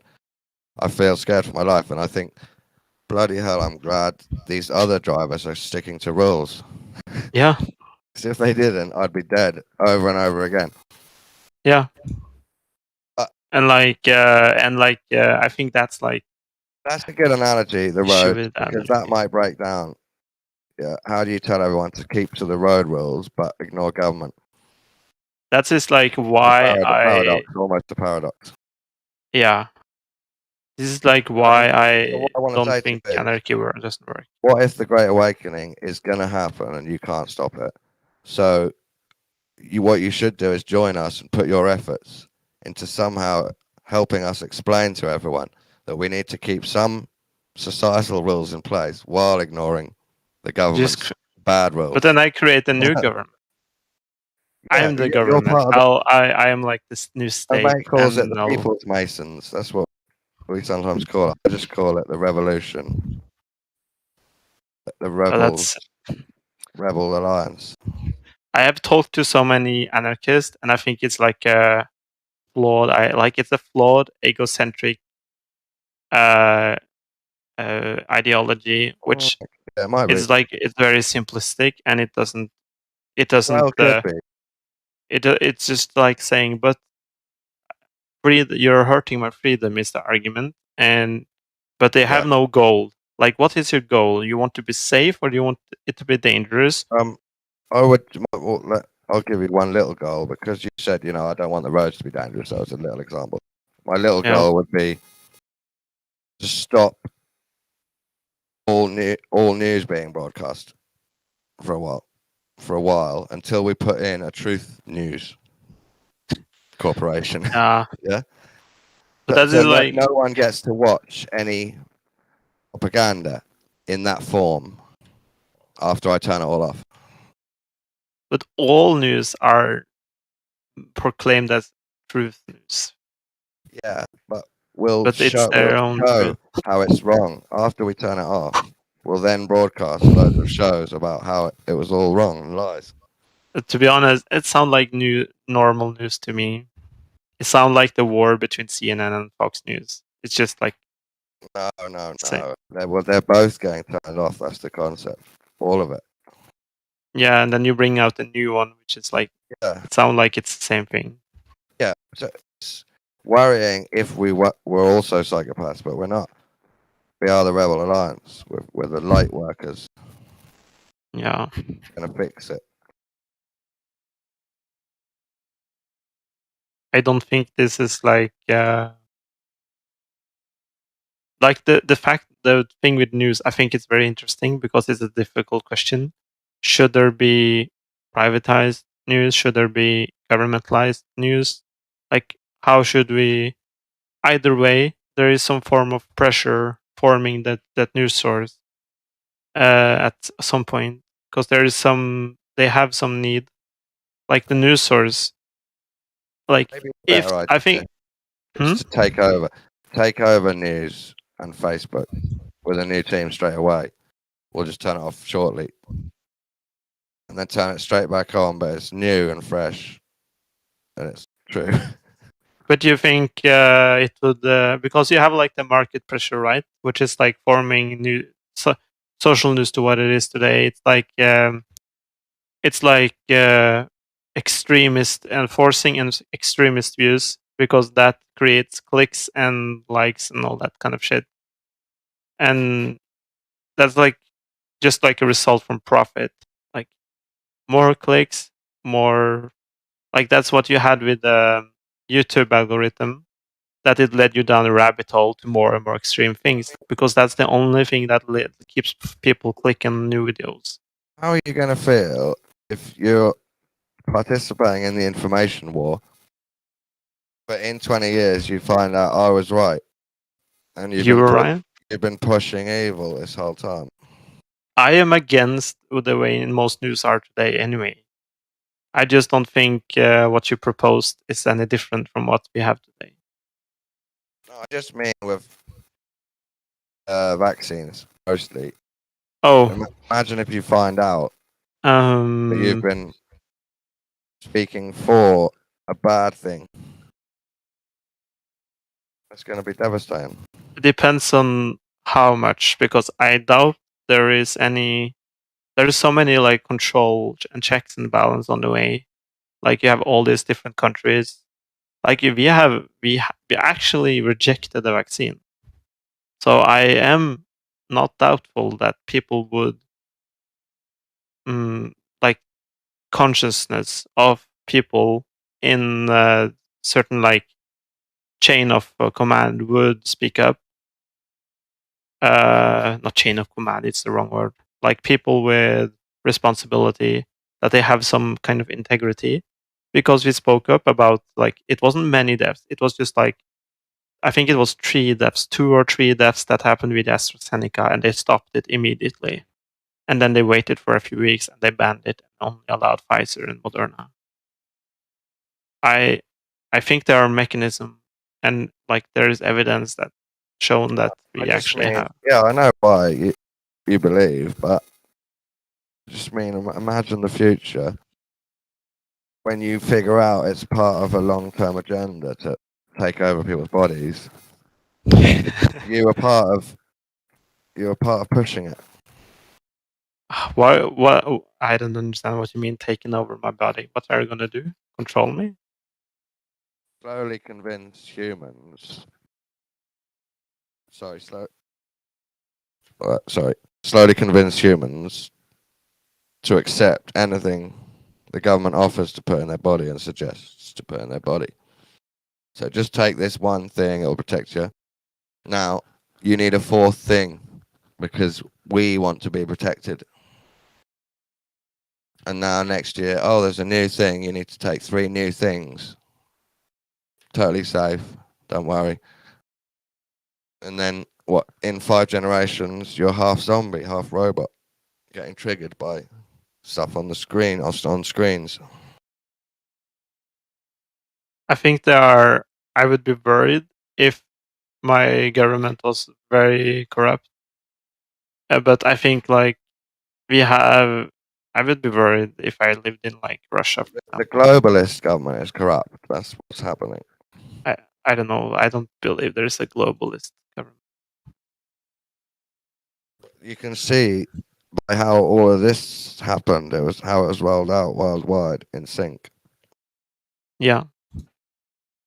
Because that's evidence. Not of everything. Globalist Yeah. government trying to play games. But aren't you really picking and choosing the statistical? You're only picking out the things that were spread, but you're not looking at all the things that were rejected. And there are things that have been rejected some places, not everywhere. So, like, if it was true, then you would see that, like, wouldn't you see this also if you had a certain like set of products or like treatment, and if there are things that are sketchy, you generally see a sign of it. But if there are things that are like, how do you say, shown with like very good confidence that they are working, that a lot of people pick them. And I'm just saying, after studying it, watching the whole thing, predicting stuff, and then proving it, yeah, I'm 100% sure it's all an exaggerated satanic agenda to hurt people. And you definitely shouldn't help push it. You should just tell your family your opinions and take your own precautions, and that's it. Because you don't want the consequences of pushing bad agendas.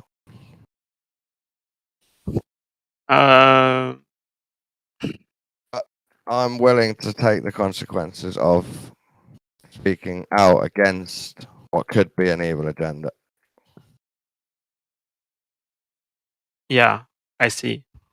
I think the conspiracy is too big, and I think it would be picked up by now if it was the case. There's so many doctors and so many different institutions who I really doubt severely that all of them are part of it. And I think these are smart people. A lot of people will pick up on something. If there is something which is not working, like for example, they claim that hospitality ratio is really good. They've always claimed it, and we also see that in the numbers. So it's a many-folds, 10-fold chance of being hospitalized without the vaccine, and that is also shown in the numbers here. We also see it statistics at the effect, not on on a study level, but on a national level. They've lied about the numbers.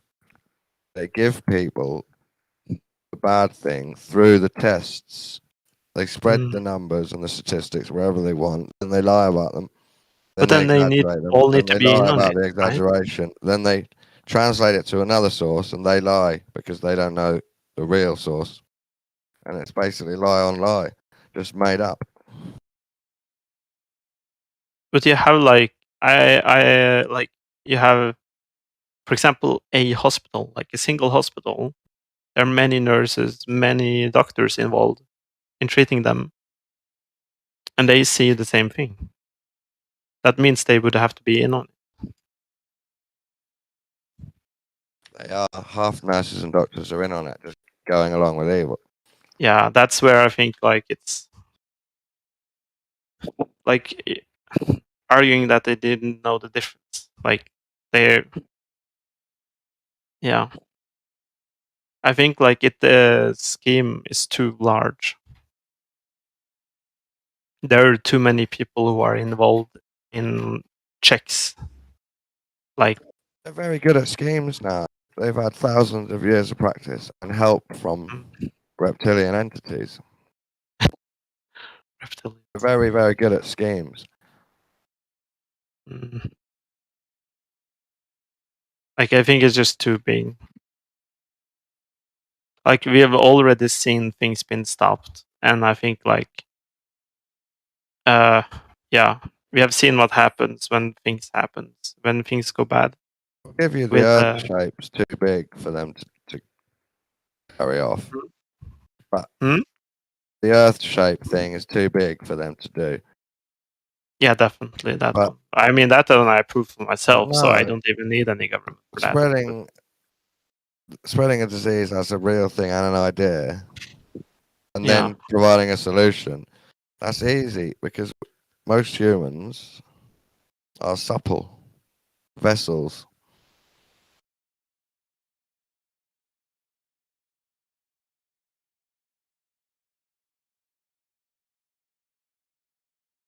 Imagine if you're in a village in the medieval times and you come up with the idea of the Black Plague. All you have to do is go around and poison 4 people in the village.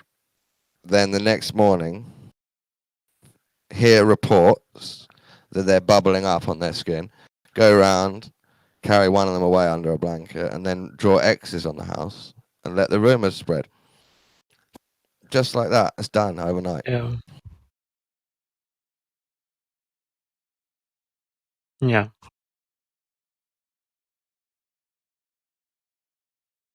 This was simpler before, though, I think. People didn't really know. Like, for example, that has happened not long time ago here also. Like, when we are like confused and we don't really know what's going on. We saw that with like the AIDS epidemic. It became before we knew the facts about the virus, about what it really was and how it spread and all that. Like it was a lot of like guessing, like the gays and it and the gays that, like Well, I think everything, that's and they the have no same. clue how it spread. Like they thought it was just like, oh, it must mean that they're gay, but like, yeah, Yeah, misinfo is bad, but I do think they gave it to people as an operation.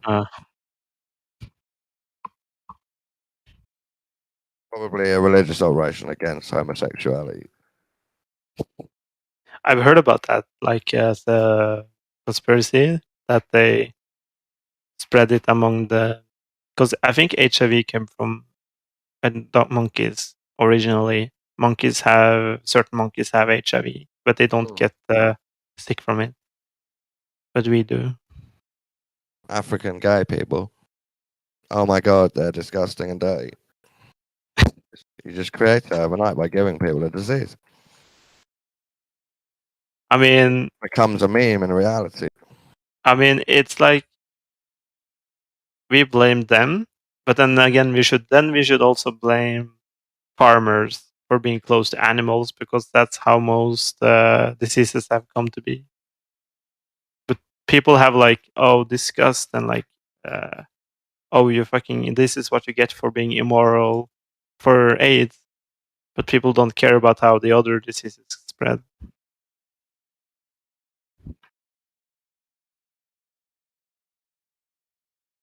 I wonder if some Christians think that C19 is part of the end times. one of the plagues, whatever. I don't know. I've read somewhere from it was a Norwegian expert who saw reports that Omicron was more upper respiratory. So it will maybe it will pressure to being more upper respiratory disease, which will lead it towards similar to colds. I don't think it's the end.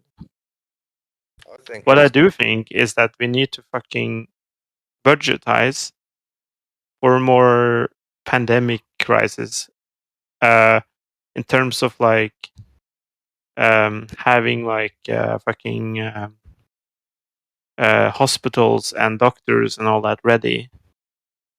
Because now they're during just normal years, many times they are over capacity.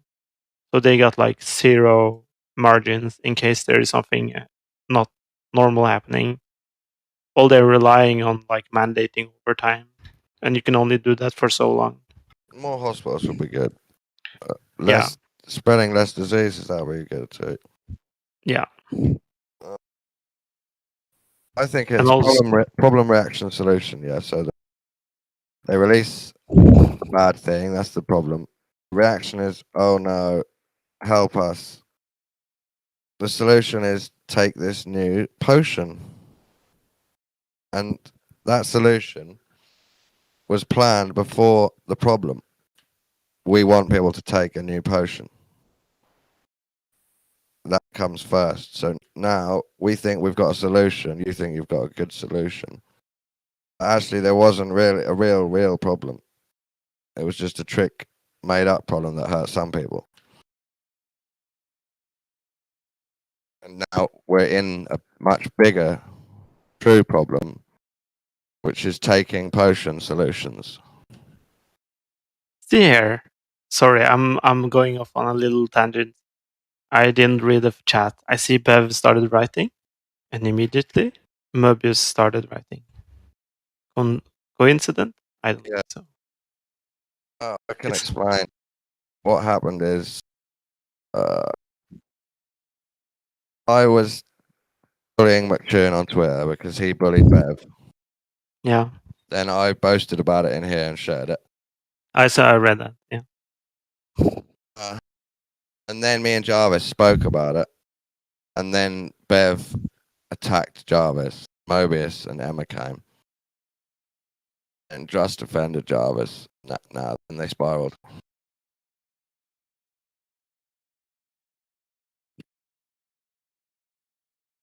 I think Bev really likes to make things personal. Yeah, he uses his own child. He throws he pours the fire idea into of his child being bullied into a conversation. Yeah. And that's him that brought it up. Yeah, he pours fire into that discussion as much as everybody else. And if he really wanted to stay out of it, he would tell people to stop talking about his family and respect it. Instead, he keeps grinding. It's like he storms into a room that's talking about something else. Yeah. And says, "Are you accusing me of abusing my son?" Out of nowhere. Yeah. But he does that in chat also. We'll talk about something and suddenly he'll say, do you think it's right for some random person, I mentioned, my tune or something, to call out and call me a child abuser? You think that's correct? I'm like, what the fuck has that to do with anything? I don't give a shit. He will do that. And so if he thinks so he goes against his own idea that he really don't want to. And I also noticed that from often, if I talk about Bev and mention Bev one time, and he's a very public figure, so of course we'll talk about him from time to time. And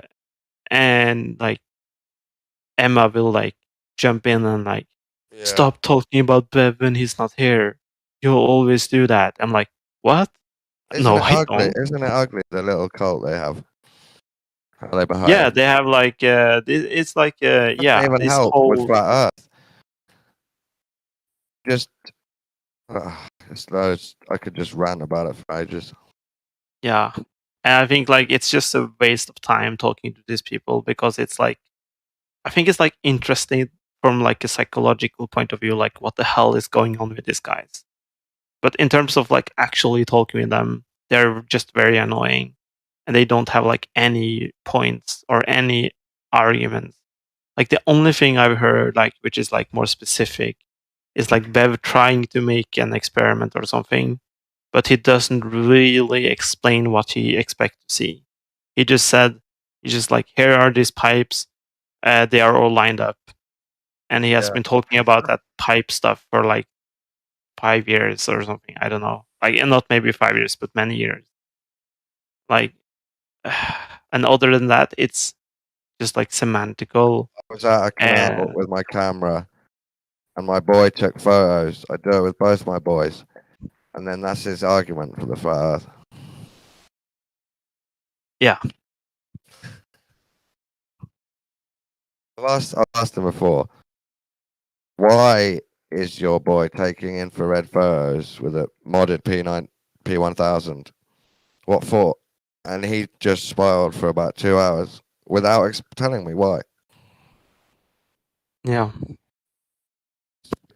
Isn't he allowed? Am I not allowed my boy to take photos? I said, yeah, but you've brought it here to share, and it's of something. It's blurry. I don't know what it's of. What does it mean? And he just went insane. But still didn't explain what it was for. Yeah. It's it's a very waste of time.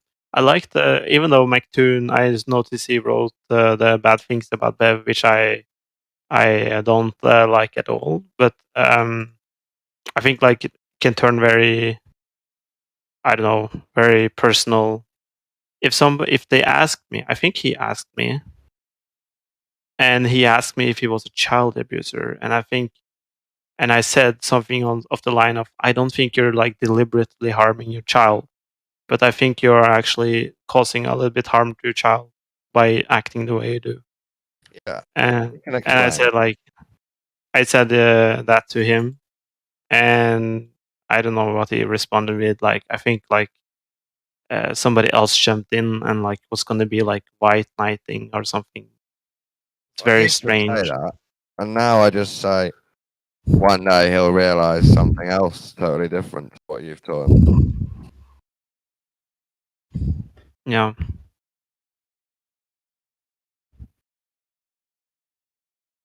But obviously, flat earthers have the same argument that if you ever tell a child that's the globe, you've done the same wrong. By your own logic, right? Because they think that's a lie. Yeah, but that's like saying, well, who do we put like credence into? Like who do we think are the your parents, sane people? To a point, your parents, even if they're wrong, they're the chosen master for you, allowed master. Yeah, I think like children should have some autonomy. Oh yeah, separate from the parent. Yeah, of course. It's interesting.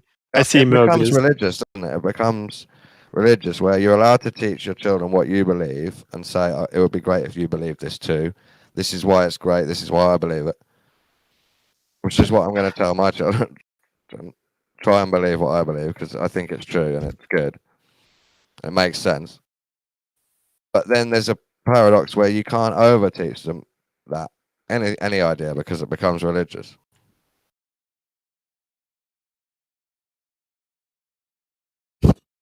So Bev needs to ask his child, do you want to come and help us figure out Earth again? Come on, boy. We're going to prove flat Earth again today. You know what I mean? There's a difference. Yeah.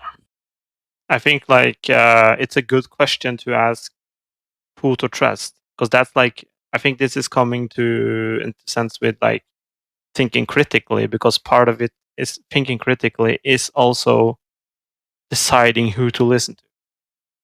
And like, I don't think there are any rules you can follow there. There are no rules. There are just like, they are just. I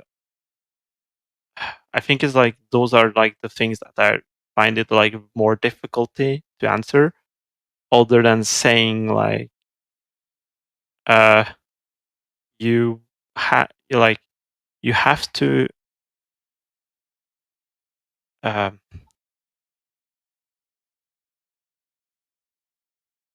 There is some appeal to authority there. I think there has to be. Yes, yeah. I don't And mind that's if because I think you it's necessary. If you explain why it's a good authority, I think that's fine. Yeah, but like, yeah, and you can like decide why do you listen to this authority. It's like I think it's like all part of my whole. I mean authority in information, not power. So your parents would be authority of power until you get 18, then you're full autonomous. But you can find authorities in knowledge in different sectors and decide that's my authority for that type of knowledge because I trust him.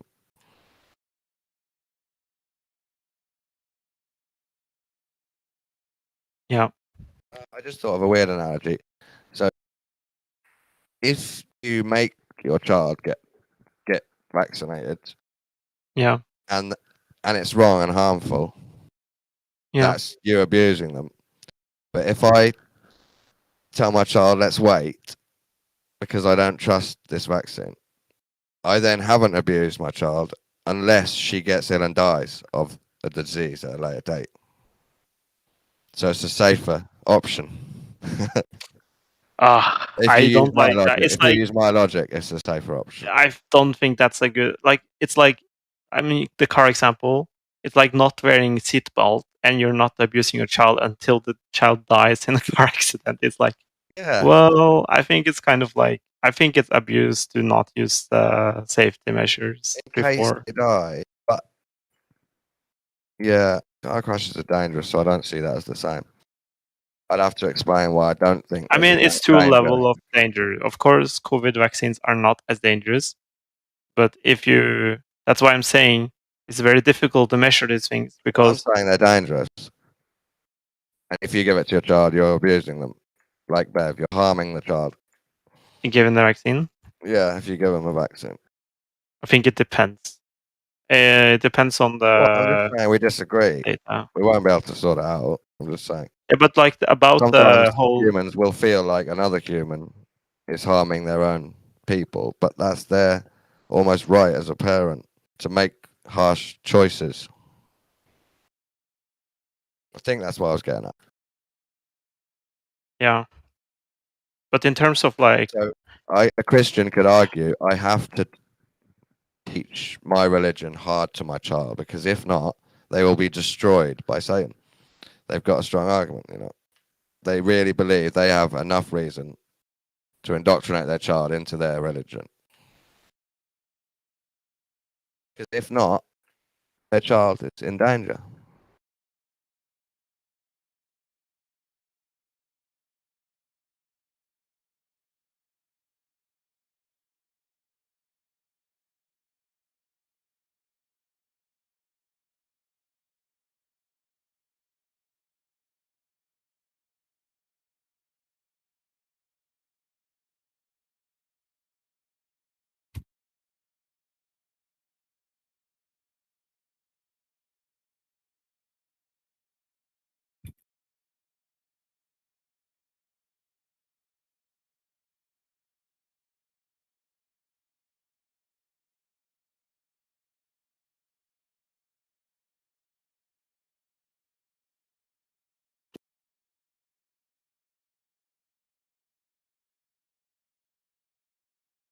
this is like Möbius. It's like the same. He just want to argue, like, question. Is that all you got? Am I saying that question mark? What are you saying? Hands up in the air. Like, that's everything you get from him. there is like no like fucking. It's just like so dead. It's just like it doesn't lead anywhere. Like, what is your goal in life? What is your goal when you're here and asking questions? What do you want to know? If you ask me why am I here, I'll tell you why I'm here. If I'll ask him, you won't get any straight up answer. I don't think you get.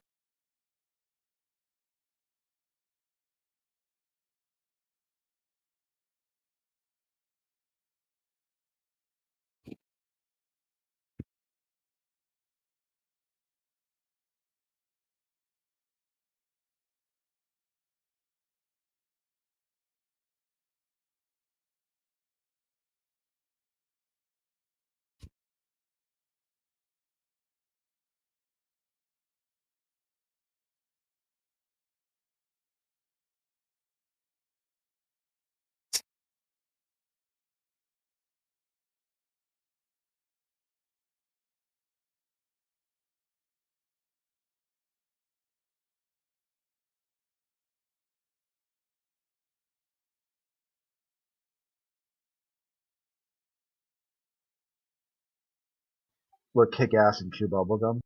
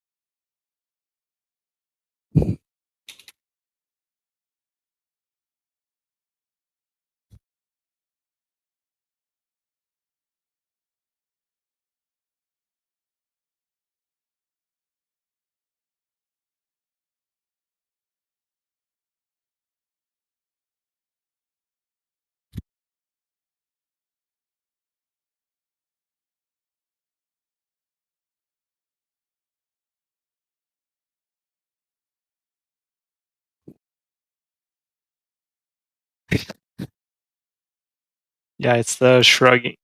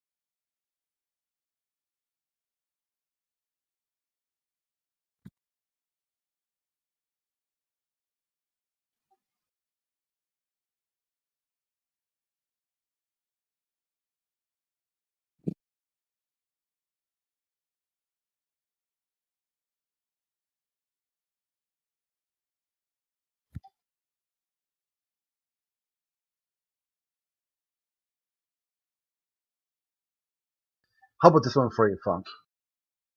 So, like, say you're talking to somebody, they're like, "Hey, so why do you think the Earth is a globe?" And they're like, what they say is ISS spacewalks. And they IFS. ask, yeah, ISS spacewalks. Okay. YouTube videos of ISS spacewalks. Mm-hmm. So then the person says, "Well, why do you think the Earth is flat?" Well, like, well, what a coincidence! ISS spacewalks. Mm. What would be like the go-to thing? So you're saying you won't say the ISS spacewalk videos are real, and the other one is saying the ISS spacewalks are fake or CGI. Or they're both, right? All the information contained in the ISS spacewalk leads one person to think the Earth is a globe, and leads the other person to think the Earth is flat. Yeah. So, like, in those videos, right? Like, what is the key information that you see in the video? Like, there's an astronaut supposedly in space, Mm-hmm.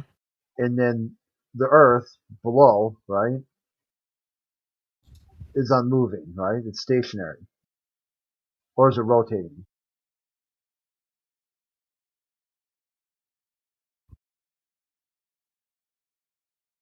What are you asking? If you're observing, so an ISS spacewalk, if you look Yeah. back at Earth, what does Earth Yeah. look like? It looks like a sphere. From that height, it looks like a sphere. Yeah. I mean, you see the part which you can actually see. It looks like you're just really close to it. Yeah, I would say that you see from even mathematically, you only see about 3 or 4% of the surface. Yeah. It looks flat. Therefore, yeah, but therefore it looks like a sphere because it moves really fast, and you see more and more of the Earth as you move over it. Well, now If it you're was adding flat. content though, because that would be Yeah. the Earth would be stationary. The ISS would be moving. Yeah, of course. I'm not saying you observe the rotation of the Earth from ISS. I'm saying you observe the sphere. So yeah, you don't. So from the ISS, the Earth is stationary. It doesn't conclude with anything. Maybe if you observe it over a little bit longer time, you'll see that a part of the Earth is facing the sun. Like, wait an hour, and you'll see. I think it uses like 2 or a few hours to rotate the Earth, orbit the Earth. Then you'll see on the next round that a different part of the Earth is facing the sun. And you can conclude that it must be rotating. Since it's not. Hmm? You can tell it's rotating because it's not. No, I said you can conclude from watching parts of the Earth facing the sun at different hours, different parts. Yeah, so that would be the sun would be moving then. And then the sun would have to orbit Earth. Yeah. Okay. So still, from the observation of the ISS, the Earth is stationary. No, I don't think you can conclude that. So the Earth is moving then. You mean rotating or moving? Yeah, rotating. Is it rotating? Yeah, as I said, you're observing the different parts of the Earth. Yeah, but that's the facing the sun. ISS that's moving. Yeah, but you're when you rotate around the next round, the sun has changed its side, which is facing the sun in the meantime. So the sun's moving too. So both are moving, the sun and the ISS. In terms of orbit, I think we need to use some baseline for of knowledge that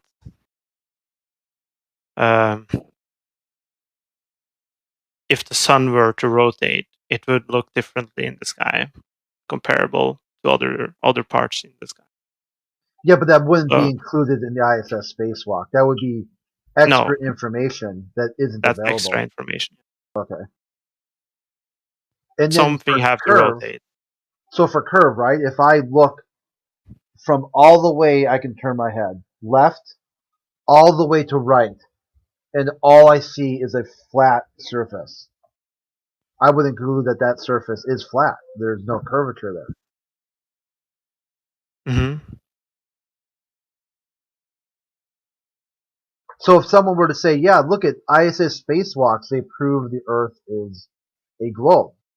And someone says, well, my observation from the ISS spacewalks is the Earth is flat and stationary. Yeah. So both people, if they work on just the information inside the ISS spacewalk, one person would be, are they both right? Are they both wrong? No, it depends on your hypothesis and your geometry. I would say we have when you say, well, we expect to see a certain percentage of the Earth, and then you'll look and you'll see, well, that's how far we see. But on a flat Earth, you would see further, and you don't see that far. Well, that's adding extra information in again. It's not. It's just a knowledge on perspective. I don't think that's like adding information, because that information excluding it, I don't think how can you determine what is a globe and what is a flat Earth? Because you haven't changed the perception. It's still the same human eye. It's still the same, spacewalk. But The why? only thing that has changed is you added in on a flat Earth compared to on a globe. But you said you can see a certain percentage of the Earth on a sphere, but you didn't take that logic and apply it to flat Earth. No, the logic is not flat Earth versus globe Earth. The logic is, if I lift myself off a surface, how much of that surface do I see? Yeah. And And of the and Earth, of the size and shape known, if you're 200 miles up, you're only going to see about 4% of it. 3 to 4%. on a globe or on a sphere? Both. On a flat Earth. So then, if the result is the same, then you would have to conclude it's inconclusive then. Or you'd say you only conclude what you actually see, which would be a flat surface. But you said you would see the same thing if the Earth is a globe. So your hypothesis is, I'll see 3 or 4% of the Earth if it's a globe, and then you see, well, I see 3-4% of the Earth. So you could just say, well, then it could be a globe or it could be a flat. So it's inconclusive. Yeah, but why do you pick one or the other when the result is the same? Yeah, because the result would be the baseline of human understanding, which would be no curve would be flat. Why is it? What? But you said there is you see the result expected for a globe Earth.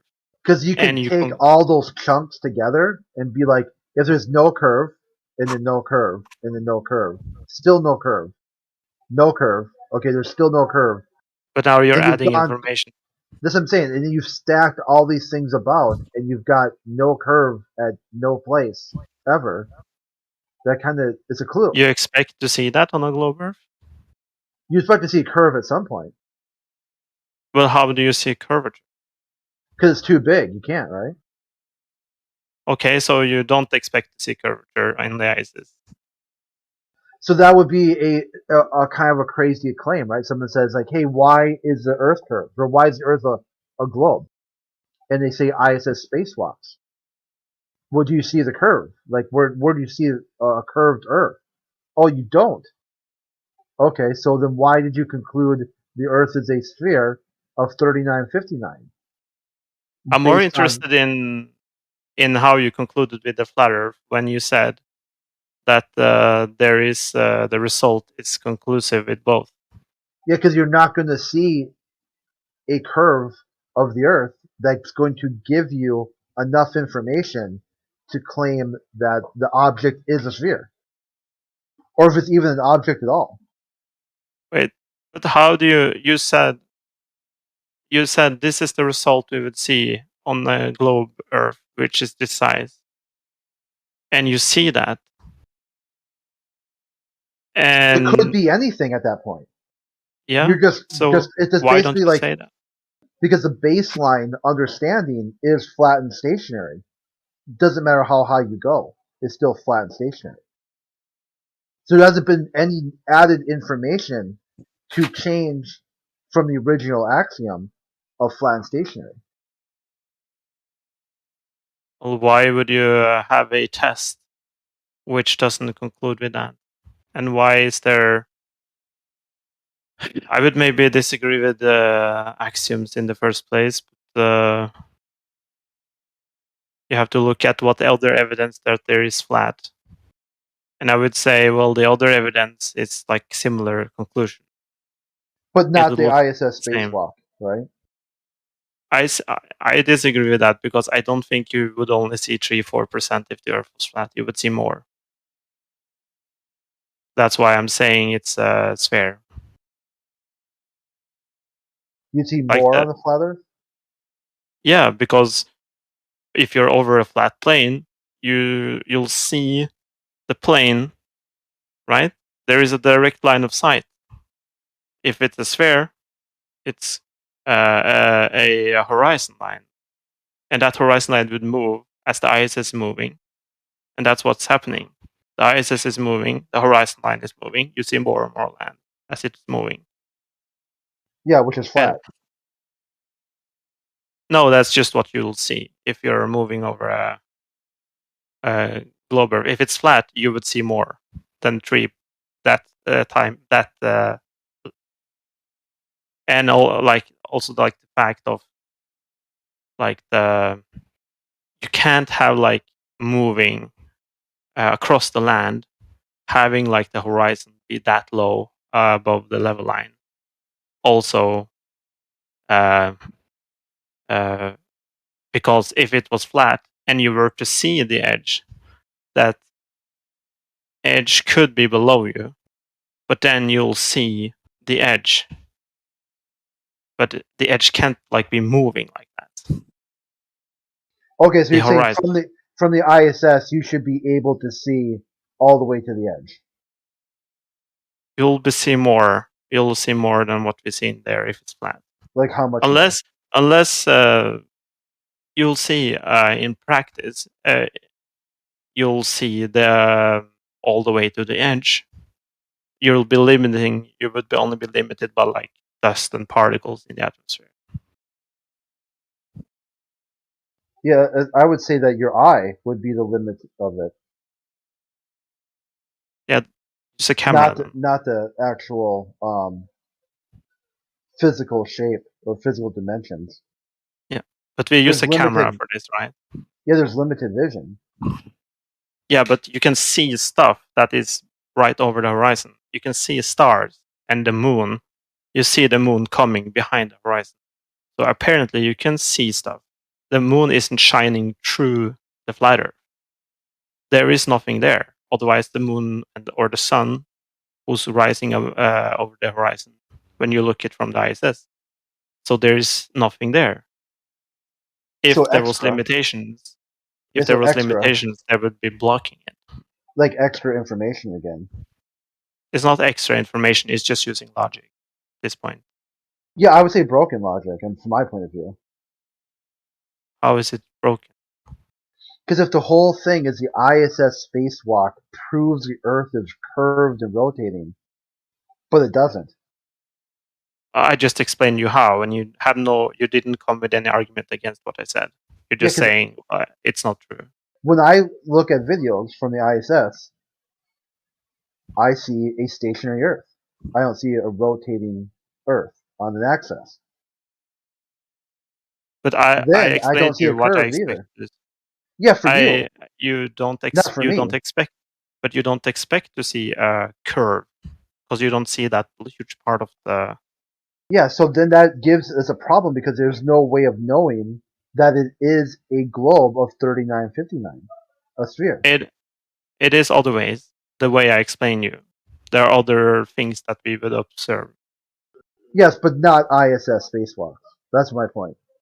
We will yes, I would say not necessarily spacewalks. Just watching a space guy doing spacewalk, not necessarily, but filming the Earth from the ISS. Yes. Which would show a flat and stationary Earth. Using that limited knowledge, you will That's what conclude they that the had. Earth is also a sphere. This really But goes there are back other to ways. the Blue Marble 2.0. He's like, hey, we have these satellites fly over the surface of the Earth, take a bunch of photos.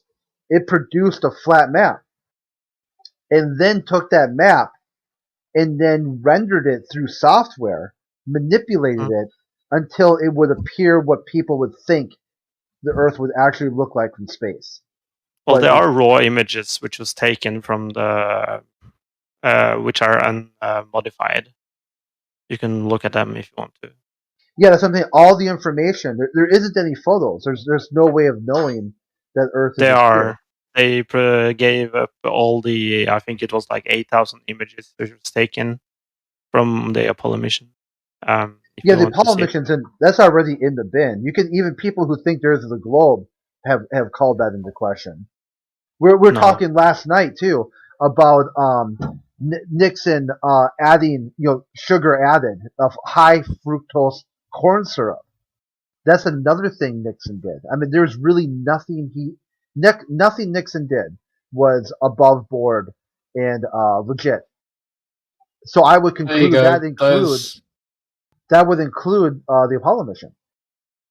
That's a picture of Earth taken from space, and it's pretty raw. It's a JPEG. It's been compressed, but there's a backing of a raw image for that, taken in 1966, before they had software to manipulate such things.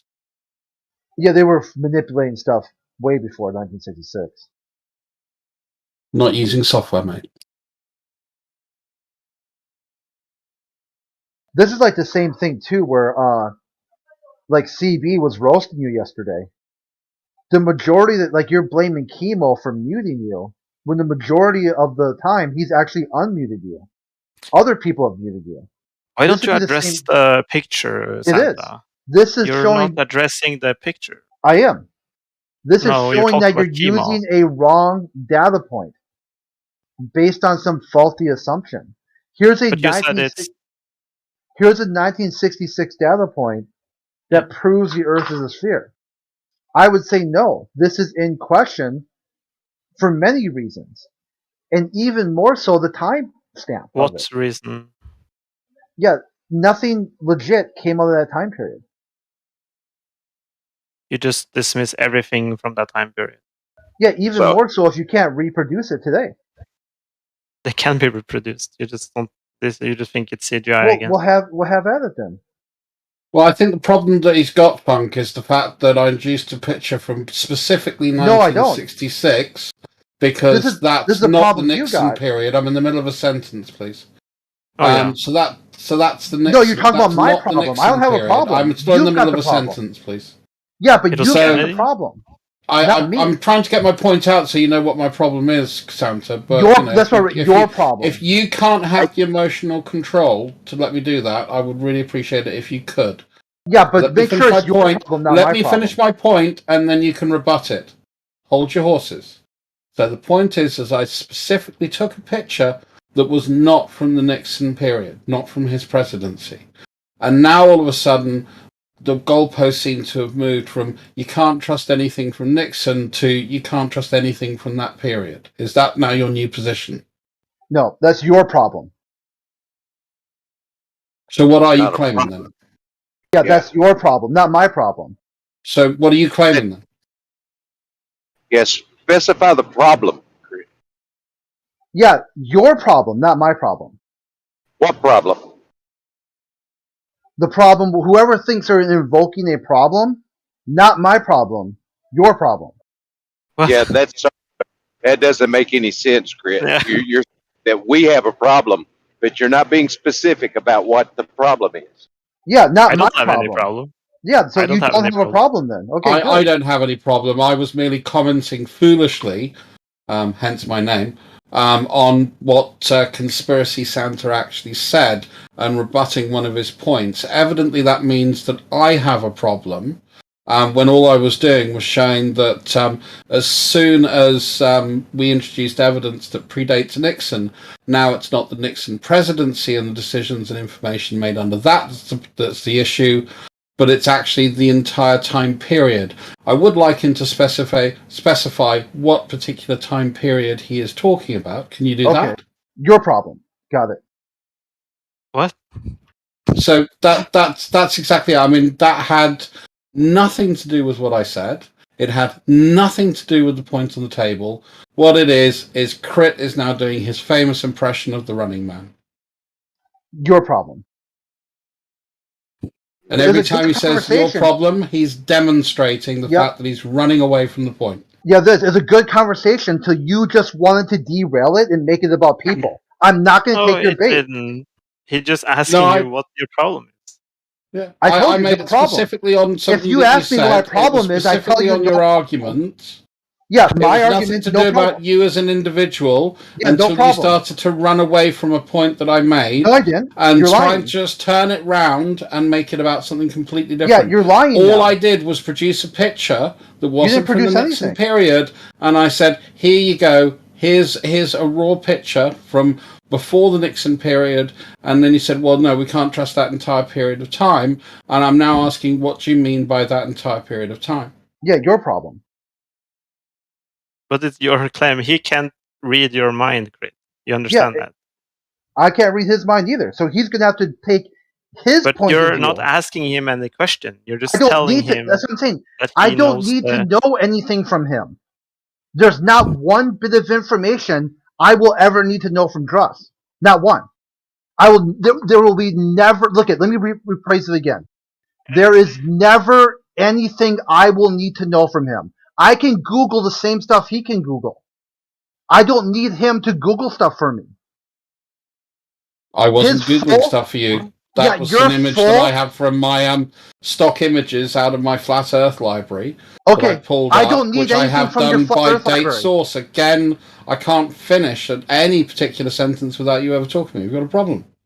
No, I don't need anything from your Flat Earth library ever. I wasn't using it for you. I was demonstrating. Sorry, carry on. Okay, then leave that at that. I don't need anything from you, and you don't need anything from me. So, Funk, Left Lane, that image I posted is from 1966. It's nothing to do with the Nixon presidency.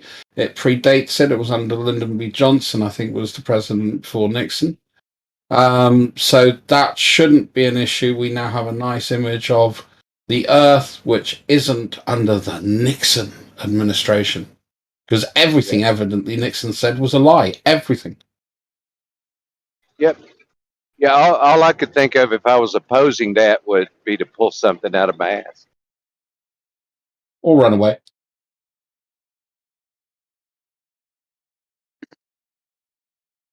Yeah, I don't need to oppose it.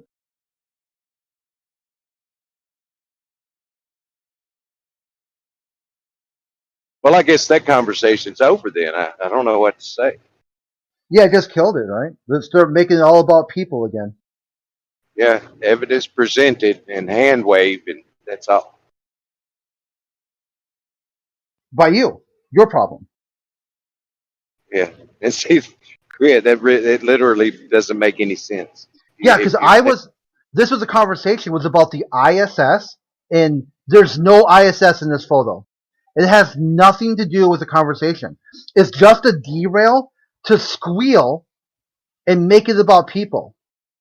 And I can show you how that logic has led to a lot of problems in Druss's other Discord endeavors.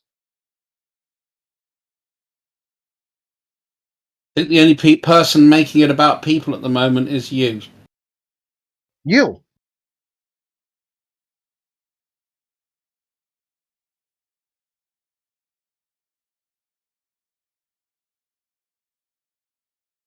So, what does Nixon have to do with the ISS?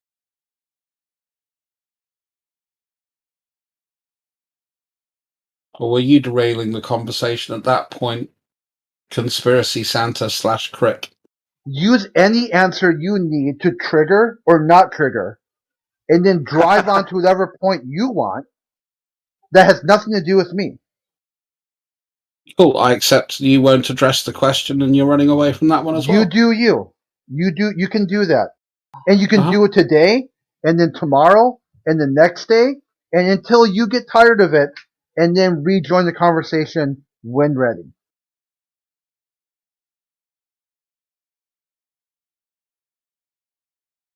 So the thing I don't get with, when we look at things like the ISS, is we can determine its position above the Earth at any particular point. It goes over the horizon.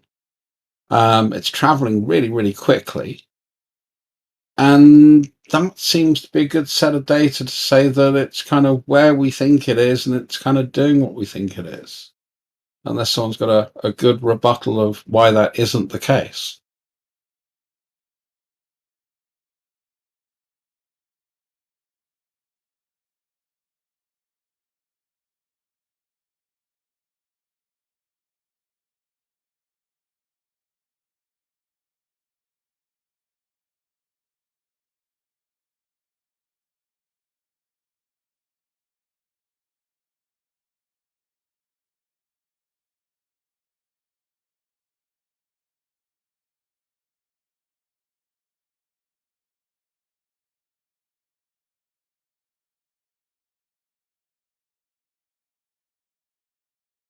Alright, posting the fan art now.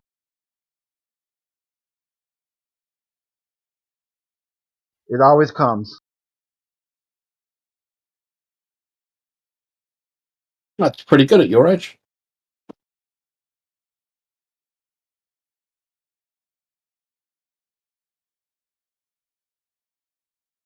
From your flat Earth. That's why I said I don't need anything from your flat Earth library. Never will.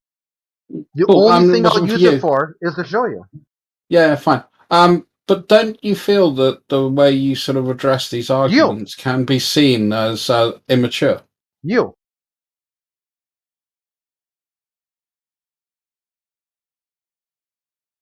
Do you like Christmas? Use any answer you need to trigger or not trigger. And then just drive on to whatever point you think you're making. Do you prefer Christmas or New Year's? Whatever answer you need. The answer I was looking for was your opinion. Yeah, to fill it in. Just make it up. I don't do that because I'm not a flat earther.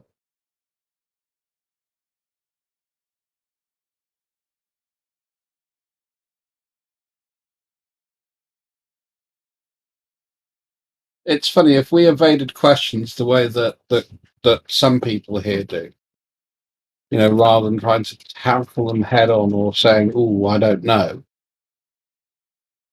Just imagine the amount of gas we would get for that. Yeah, so this is the answer. Any question you have for me, past, present, or future, just make it up. It's the same thing you do everywhere you go. Everywhere you go, it's all make-believe. Let So me know just when you make want it to up. rejoin the conversation, Crit. Rather than trying to derail it. Yeah, just like with Chemo's always muting you when he's not, it's all make-believe, dude. The whole world view is make-believe. So if you've got information from me that you need, just make it up. You're not going to listen or pay attention anyway. And All dressed to do is show up and chemo muted. I've seen it happen. And the funny thing is if we want to look at people's adventures on Discord, I think, yes, I've got the odd sort of spotlight moment. I won't deny that. But I think there are people that certainly leave me in the dust when it comes to that kind of stuff.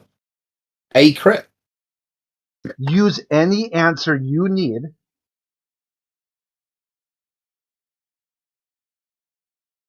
Any question you have for me, past, present, or future, just make up the answer you need to trigger or not trigger, then drive on to whatever point you think you're making.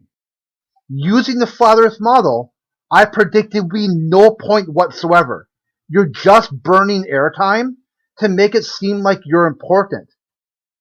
You're not. You see, Crit, even though I've got you turned down to 0%, I can't hear a word you're saying. I at least give you the courtesy to finish your point. That's the best part. He asked me a question and then has me turned down. That shows you the level of broken logic there is. And I'm the one being immature.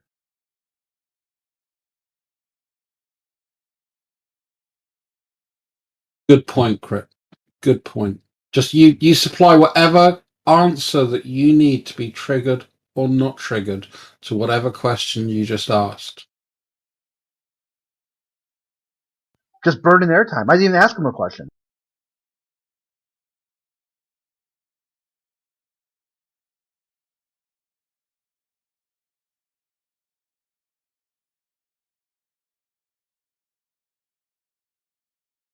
How's it going, Left Lane? Oh, actually, I want to say Merry Christmas and Happy New Year, and or whatever particular holidays you like to celebrate at this particular time period, to one and all, and that includes Tiny Tim, otherwise known as Crit.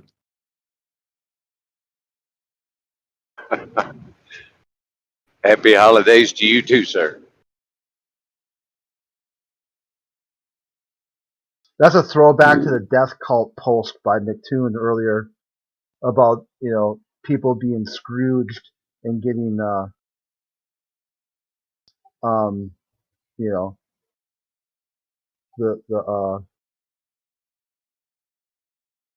can't remember exact verbiage he used.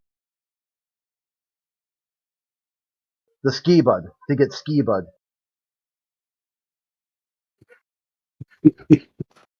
Do what? I was Yeah, reading page up Funk's and read comment. it. Sorry. Don has been posting it on and off all morning.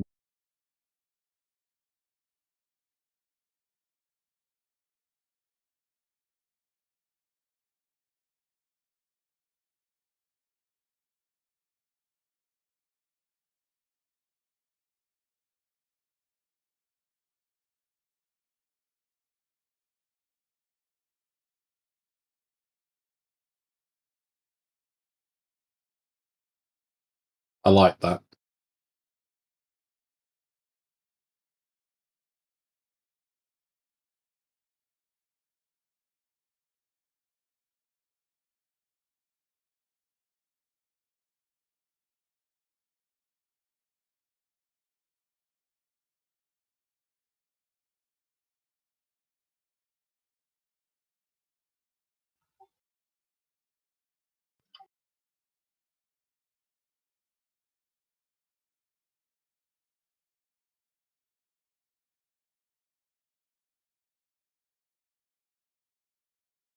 What I find interesting, if the Earth is flat because God made it that way, why do all the really hardcore presuppositional apologetic Christians all sneer at the fact that the Earth is flat? And they're very biblical literal.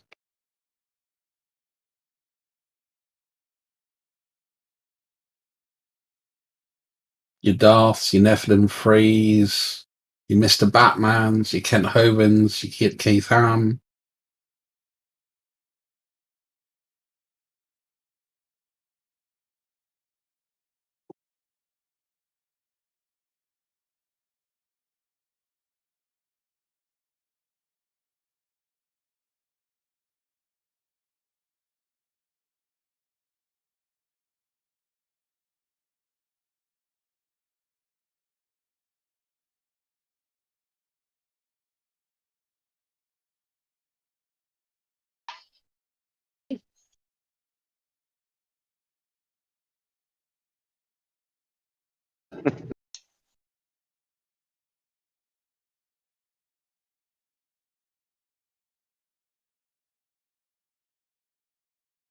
So, what was the conversation prior to the 1966 image of the Earth?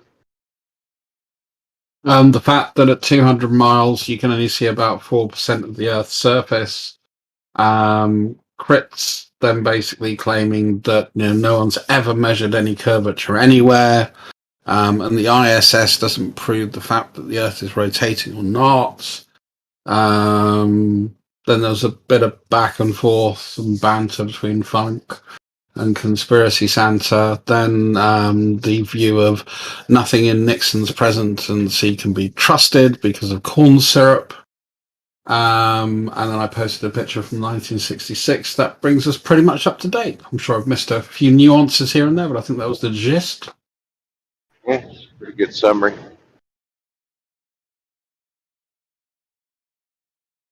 If you weren't listening or paying attention to anything, that's what I would take from that. Completely oblivious to the conversation. So what was your point on it, Chris? Just go back and listen to it. Well, you were saying something about images from the ISS or footage from the ISS. To some people, indicates a flat Earth, but I was. So just go back and listen to it. It's all there. It was all, shouldn't be that hard. I can give you a quick recap. We did talk about how can you conclude that whether the Earth is flat or sphere, well, watching video feed from ISS. And we have some opposite view on it. Yeah.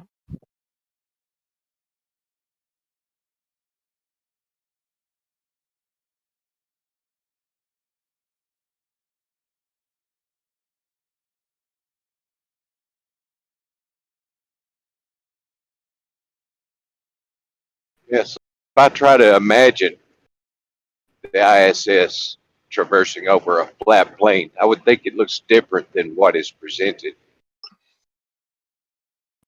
How would it be different? It would just describe an arch, wouldn't it? Get them, Lemon. Well, Get them. Yeah. I need your help. They're bullshitting me big time. I'm just wondering what would be different about the ISS path. You'd see like an arch, going up and down over the sky. That's it. It would change quite drastically in altitude during its transit. I mean, it's just like looking at a rainbow. A rainbow looks like a circle suspended above the ground, but when you get closer to the ground and lower in elevation, it looks like an arch. There's your ISS path, your sun, moon, and stars path right there. Depending on how high above the ground it is, it'll, arch down toward the ground sooner or later. Usually things that are taller and at a higher elevation appear to dip down toward the horizon a bit more dramatically and with a steeper, more inclined angle. Sure, and what physical evidence do you have in any way, shape, or form that there is a dome? That there's a dome? Oh, sprites and jets. Rockets that go up, curve, and come back down. But you got to break the conditioning where they said, oh, it's curving to leave low Earth orbit. It's like the elaboration of a bad liar. Or just looking at video evidence that we've actually got them doing it. I think that they're just twisting our mind, keeping us from seeing the obvious. The rocket's going up, curving, and coming back down to avoid some sort of barrier or limit to how far it can progress. So is this a physical barrier? Obviously, yeah.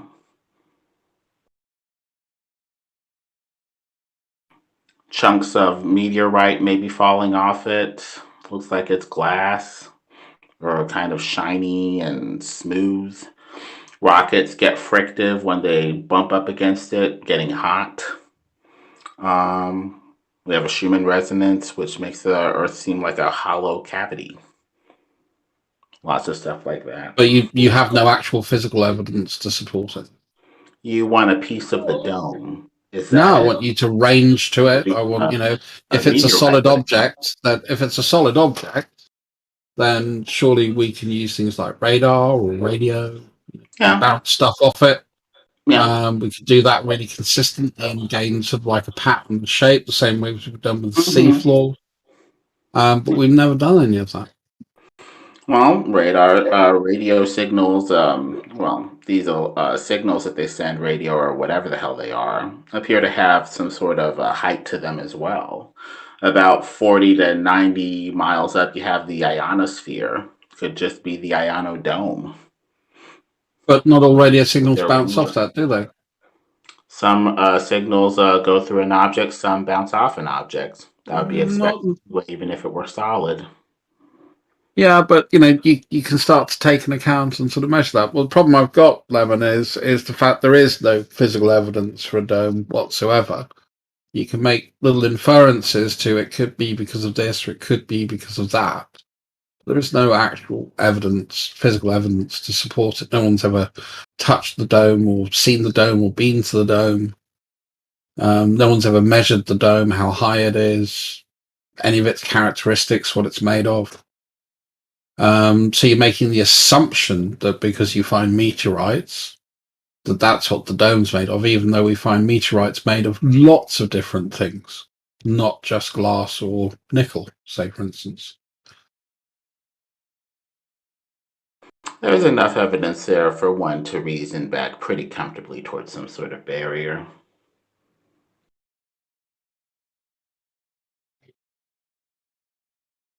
I look forward to one day you exposing that.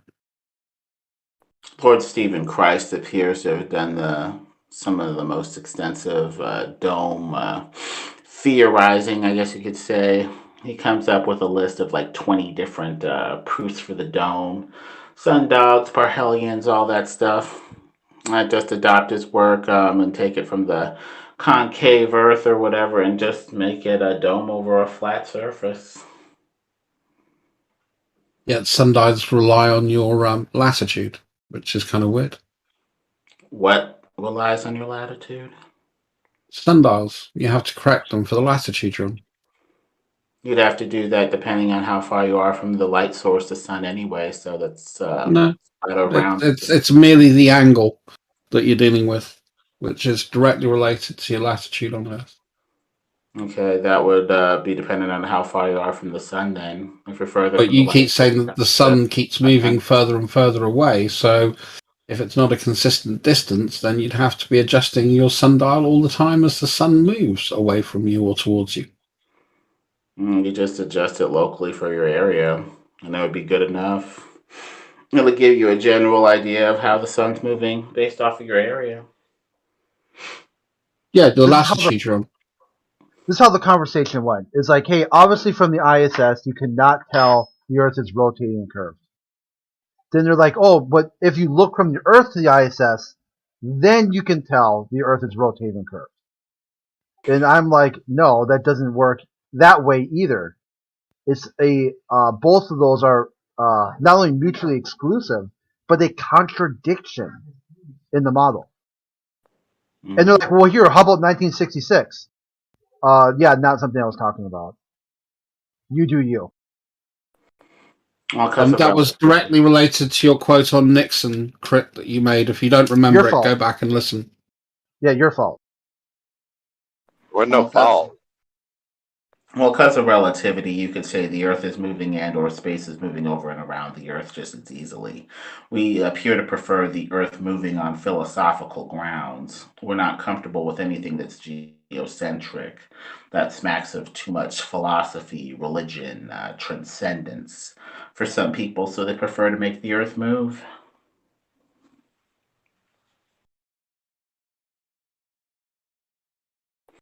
But you could easily say that it's the Earth moving and or the space over and around the Earth with little to no contradiction, via relativity anyway.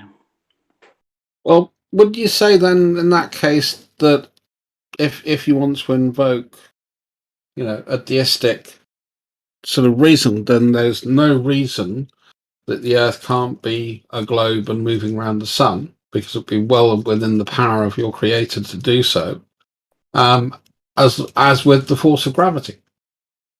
We would need an account based off Yeah, of you the have one. Bible, The account is that your God did it. That doesn't appear to be the case. We would just be guessing without scriptural evidence to the contrary.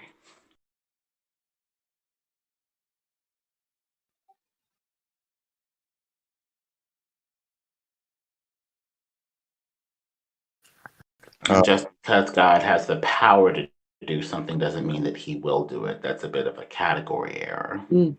We need to Yeah, see but what it's he did with his account and decide if we have faith in it or if we reject it. But it's the same way, Lemon, that you wanting to interpret the Bible one way and other Christians want to interpret it another way, shows the fact that the text itself on this issue is inconclusive. Even science has different interpretations about the same theory. That's irrelevant. The question is whether Not when they're directly opposed. You'll very rarely find two scientific theories that are directly opposed to each other. Science has its conflicts as well. There are some people that believe in Big Bang, don't believe in Big Bang. Some people that believe in evolution don't believe in evolution. The question is whether the interpretation is consistent, whether it's consistent with other evidence. Don't know any biological scientists who reject the base premises of evolution. There are little quibbles here and there, but generally evolution is probably one of the best demonstrated theories that we have. I think that's another evidence of a manufactured consensus. There was that No. list that they made in that YouTube video. I'll just see if I can find it, of hundreds of scientists who dissented against None of which were Darwinism biologists, and, went with, Lemon. It was like evolution. engineers and dentists and shit like that. Intelligent design. And there's a couple problems with evolution that its proponents don't really address very well, as far as I've seen.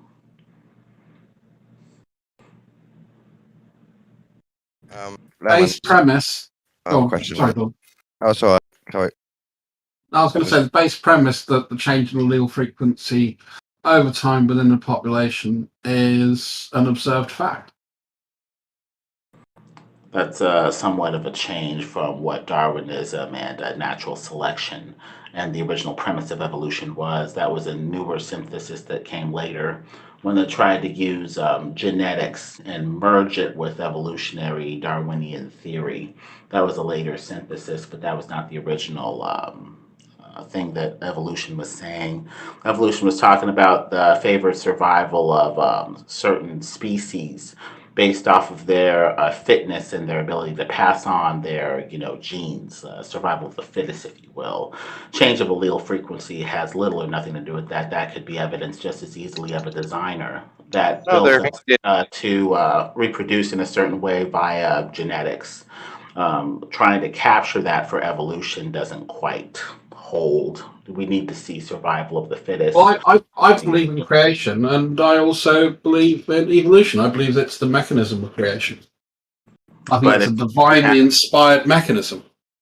But just as Southern Israelite says, if you can have creation at one instance, then you can have creation at another instance. It would just be cherry picking to say it's creation over here, but it's just, natural, unguided laws or whatever over here. Who says they're unguided? That's the way that most people present it. Depending on what day you ask them, they would rather keep a creator out of evolution. No, I kind of go with I go with sort of the main proponents of evolution, most of which were Christians, who said it inspired and showed the magnificence of God. That showed his ability to take such an incredible mechanism and use it to create such amazing diversity of life through his creation. But evolution is problematic for Bible-believing Christianity. It implies that before Adam and Eve, there was death and gradations of evolution before sin. Sin is what brought death into the world according to the Bible, if you're going with biblical Christianity. That's going to clash with some of evolution's central tenets, which would undermine Christianity. And at that point, we have an interpretation problem. We have an interpretation that is not consistent with something else that we say that we believe, and something that conflicts with it and undermines it totally. So there's going to be a conflict. I have to say I go with the allegory position of Genesis and the creation, which is it's a story of coming of age. It's showing your transition from the innocence of childhood through into the knowledge of adulthood, of the actual impact of your action and inaction upon the world around you. At that point, you're basically saying that the Bible is false and evolution is true. No, allegory doesn't mean it's false. On a believer. They would all but And throw it's the not Bible it's out not a of all the dichotomy. beliefs that are from the Bible. I'm just giving you what some Christians view to be the Bible and the commonly held view of Jewish people. So not all interpretations are consistent. And not all interpretations preserve a text. Some interpretations tear it apart, and some interpretations are not consistent with what people say they believe in other areas. So at that point, the inconsistencies in the belief need to be pointed out.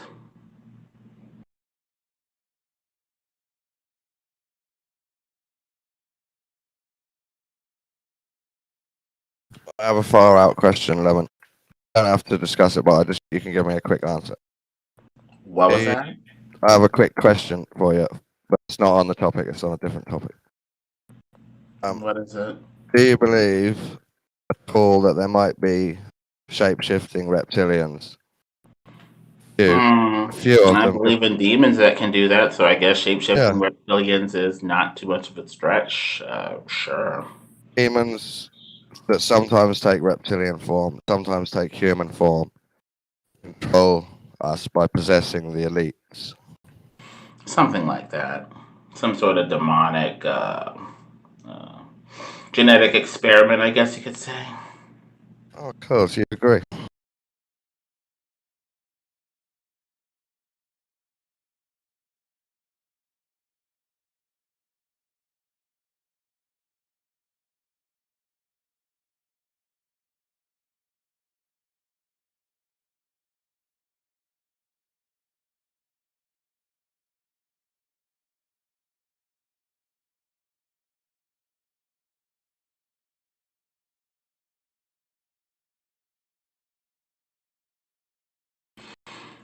I think they were talking about how evolution is too slow for us to see and too fast for the fossil record, effectively being an unfalsifiable theory, essentially.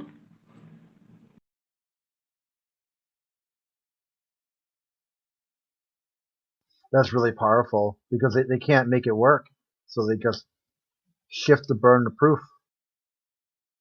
Yeah. Also, they beg the question and argue from silence a lot by inferring the the evolutionary missing links that should be present in the fossil record but aren't there. A lot of it is just, begging the question and filling in these gaps with what they think should be there rather than what's actually presented in the fossil record. Yeah, Tiktaalik is a good example of a nice transitionary fossil, and considering that probably less than 0.001% of things actually get fossilized and then we've got to dig them up. Yeah, it's definitely a very incomplete record. I would certainly grant you that. It's very interesting that we're supposed to have evolved from a common ancestor, but we don't see things like, I don't know, the plant to animal ancestor or anything like that. We have to infer these genetic steps or whatever, these evolutionary steps. They got carnivorous plants, though. Carnivorous plants? Yeah, a bunch of them. I mean, the most common one that you're probably thinking of now is like a Venus flytrap, but there's other ones. Pitcher plant, that's what was my first thought, because we got lots of them around here. Most people don't think of the Venus flytrap. You think there's other ones where the spider ant will like fall into a cup thing, and there's other ones. There's a bunch of them. Yeah. I think the main argument from evolution homology, similar structures, could just simply be evidence of a similar designer. Using evolution as this method to create some speciation and diversity. There's some insects that even like live on those plants, and they steal the food that those plants catch. Like they're specialized where they don't get caught by the trap. It's crazy. That is insane. I take that especially as evidence of design. How can an unguided evolutionary process with no teleology, no purpose, no point, work so well among different organisms? The problem I have with something like that would be the symbiotic ones, or whatever you call it, the ones that can't live without the other one, right? There's a bunch of things where the one won't survive without the other one. Yeah. I can't think of any off the top of my head. I'll but tell you, if you want the weirdest creatures that I think that you have a real hard problem sort of arguing for from the point of view of evolution, look at the Portuguese man of war. what is it? What's this weird thing about it? Well, most people will call it a jellyfish, but it's not a jellyfish, it's a colony. So there's lots of different animals all together, all with very specific functions that form that creature, that zeitgeist of a creature.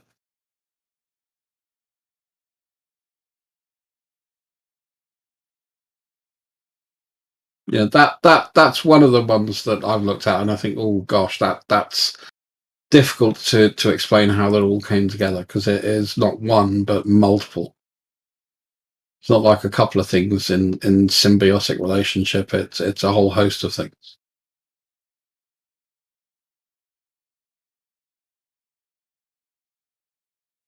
Happy to steelman the other side's argument for them when they can't do it for themselves. Even then, though, you can make the argument with those symbiotic relationships and things, multiple organisms working in sync with each other. You could say that, well, maybe they used to have the thing that the one animal provided, but they didn't need it anymore since the other, they evolved out of it since the other animal just provided it for them, Or different cells or different parts just started doing themselves. They just said, hey, you do you. And their cells like, you do you. And next thing you know, it's like, oh, well, you're doing too much of you. Okay, so let's slow down a little bit.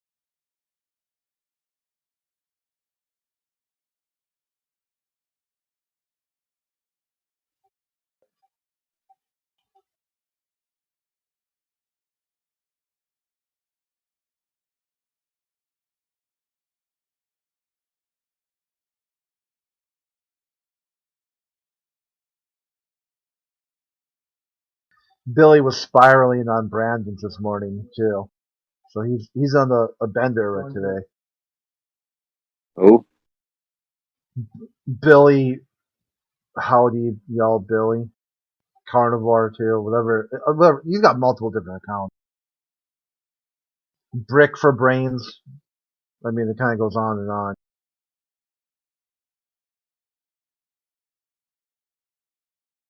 Got himself all worked up today over Bev or something. I guess Bev posted a new video that's got him all worked up.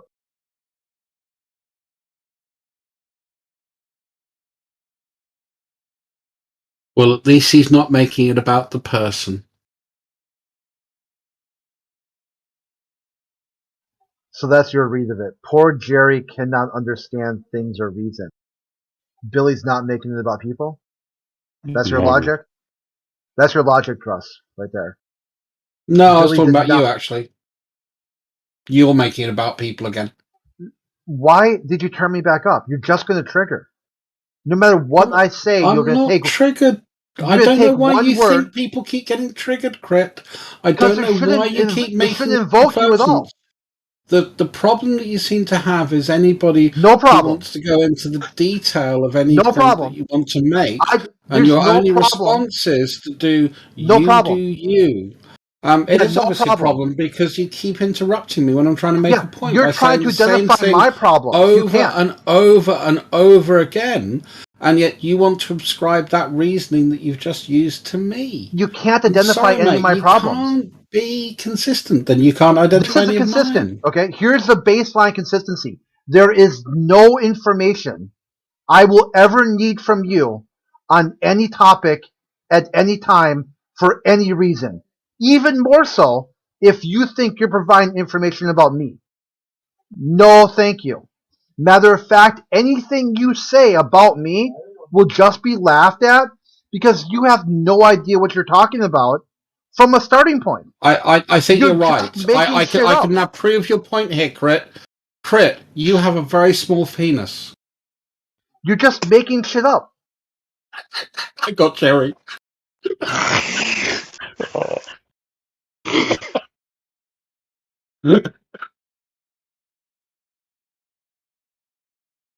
And yes, you're right. I was making that up. I've no idea about the length or breadth of any of your anatomical parts.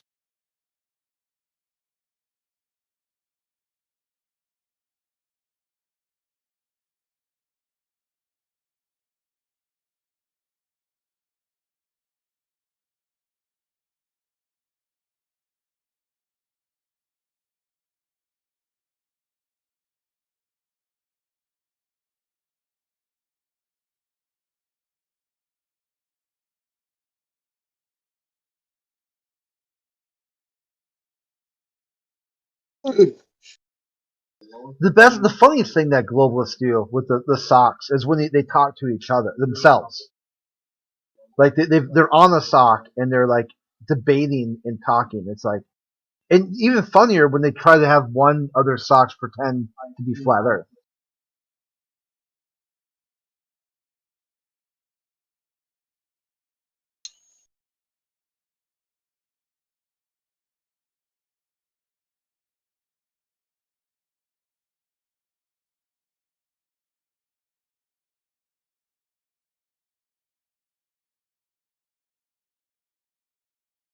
You'd be glad to know, Crip, I only have one account, no socks. Which still works, right? Yeah, With what? just having one account, no You socks. do you.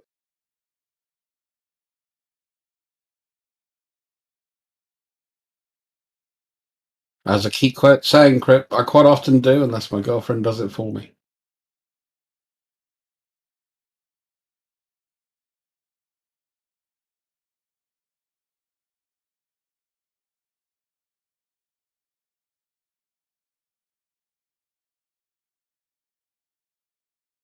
I wonder if it's more common for flat earthers to have multiple accounts and talk to themselves, or if it's more common for globalists, whatever that means, to do that. I would say globalists just by the sheer default number of globals. You see, I'm a local government proponent, so I don't believe in globalism. So I can't be a globist. Yeah, Or real quick, you know globalist. I went through that with him about the misuse of the word because I'm like, I'm against the globalists. Hold on, you guys know that stretchy. You guys know that stretchy bracelet thing you like can attach keys or something to. Usually wear it around your wrist. Yeah, You know what I'm talking about? They're like looking thing. Yeah, they're Like like a phone they're cord? like spiraling. Yeah, it looks like a phone cord. They get stretched out, but there's a way to shrink them back up. Do you guys know what it is? Freezer. Heat. Is it heat or Put a them in the freezer? microwave. Freezer. Put them in the Depends on the microwave. material. It's always a freezer. My wife said it's never the freezer. Is it always heat? Yeah. That's awesome. I would think it was counterintuitive, right? Like heat would relax it. Well, it's how you anneal a spring in the first place is using heat. That's how you make it springy.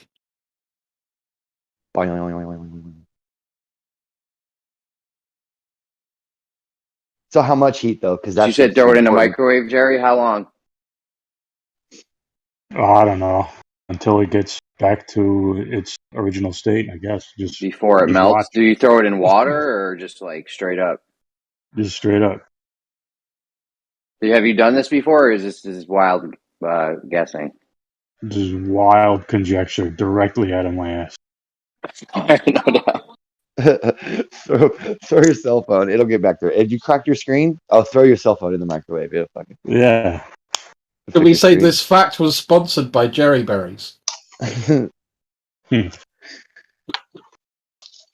are you doing with the microwave? Putting cell phones in it when you crack your screen. You should try it. I'm just kidding. Don't.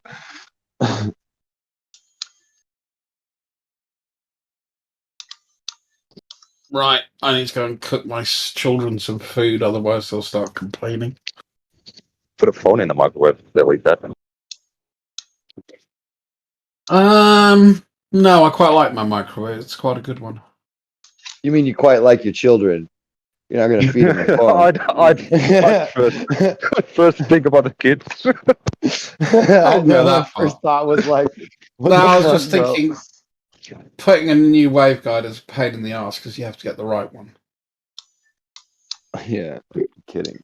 Yeah. A little mustard. Yeah, and my they'll kids eat are all anything, right, I guess. Put a little mustard on it and they'll eat it. Anything.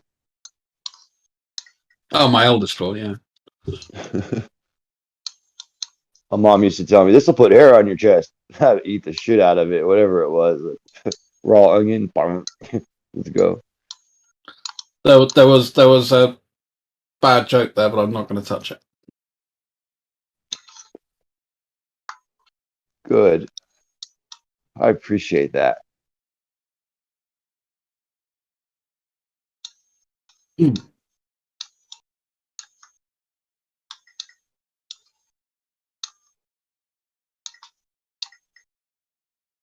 Come on, what's the joke?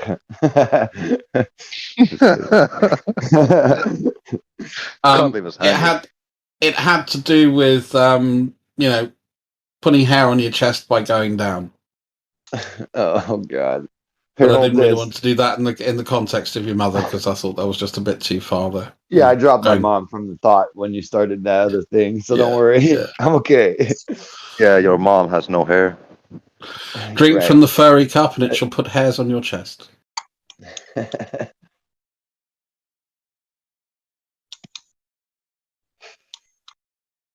the life of Brian.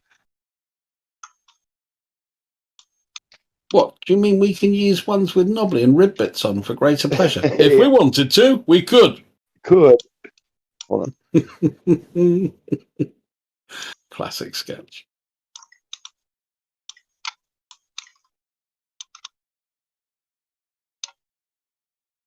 Would you like a wafer thin mint?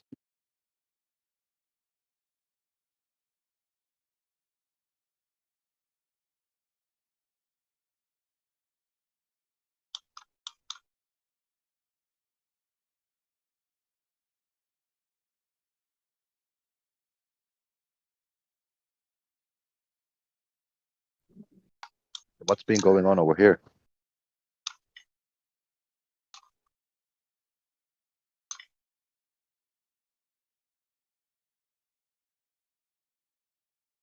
Not much, small man. What's going on with you? Nothing. Just normal. It's the last day of work till 6th of January.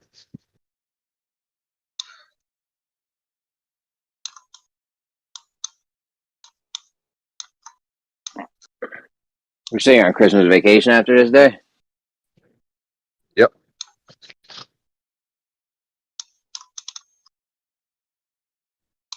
Girlfriend got a Christmas tree today. Nice.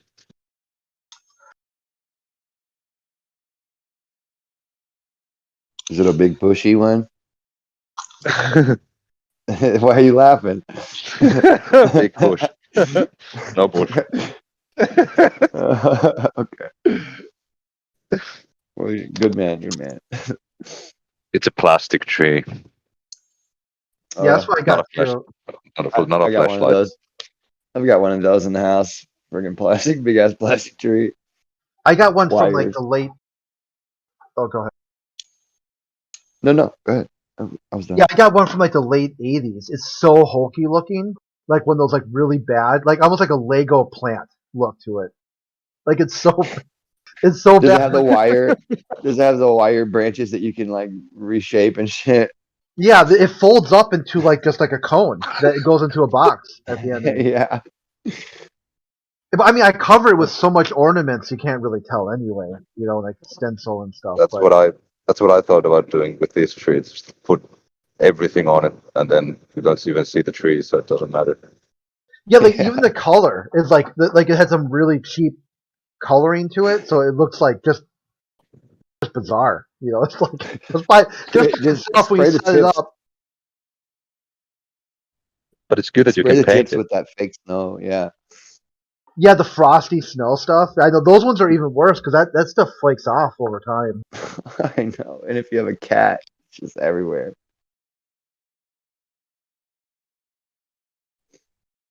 You know, there's the plastic tree. Oh, there you go. That's a good one. It's not too bad. It's only 40 euros.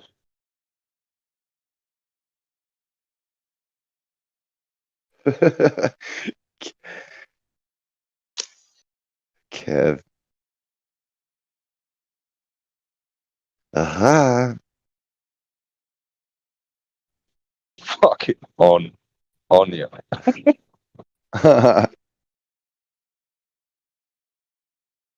Oh, the etymology of the word on.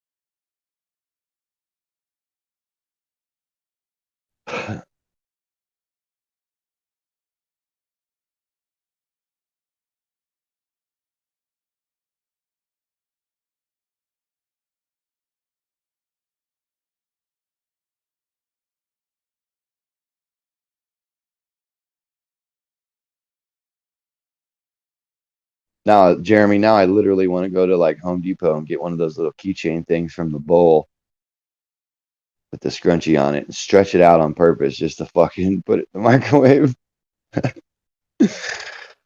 Oh God, why did you have me thinking about I that don't want to dumb risk it because shit? I don't want to melt it. It was all over TikTok. I saw like 2 or 3 videos on how to fix that. People were like amazed that it was like so easy to do it, but I don't remember how they did it. I was like, oh, I'm never gonna need to know that, and I just totally like disregarded it from my mind. You know what I mean? Because I was like, I don't use those, but my kid has this one of these little goofy things that got all stretched out, so now I need to know. I mean, how come we didn't know this when we were actually having phone cords that were going nuts on us back in the day, right? Those Well, I don't fucking know if it works super, with phone dude, cords. dude, I had a 30-foot long fucking curly I know, Q right? phone cord back in the day, You dude, so had I to could go buy reach a every special room. cord from Radio Shack. Yeah, I could reach every room in the house with it. It Yeah, was you're like, like yo, that was the so thing fun. comes with like a 2 foot cord. You're like, yo, I'm like being trapped here. I gotta get a Radio Shack 30-foot fucking cord, and Yeah, then it's going nuts. So you got it all twisted up and shit. Now it's like 2 feet long because it's so fucking twisted up and shit. yeah, that would have been the fucking knowledge You're back trying to then, like though. stretch it out, but it's all like wound up. Dude, I'll be out in my driveway on the phone with the fucking long ass extension. I'm like, pull it on over here, park it right here. There you are. All right. God, those were the days. Those were the days, though, man. I swear, if you had to call somebody, you had their fucking phone number memorized. You didn't fucking have to press one or look for their name or any the cool shit like that. You know, it's like, oh fuck, what's Billy's number? 925-6410. Yeah,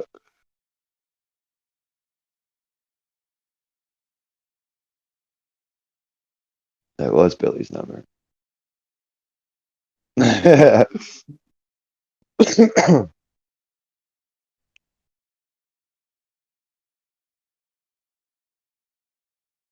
Okay, Jeremy, you take the scrunchie or whatever, you put it in a glass bowl and use a hair dryer. Put the hair dryer right up against it, and the heat should shrink the scrunchie. A hair dryer, good looking. All right.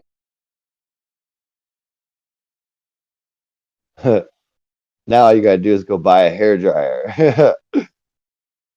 No, my wife. I'm kidding. My Man. wife got one somewhere.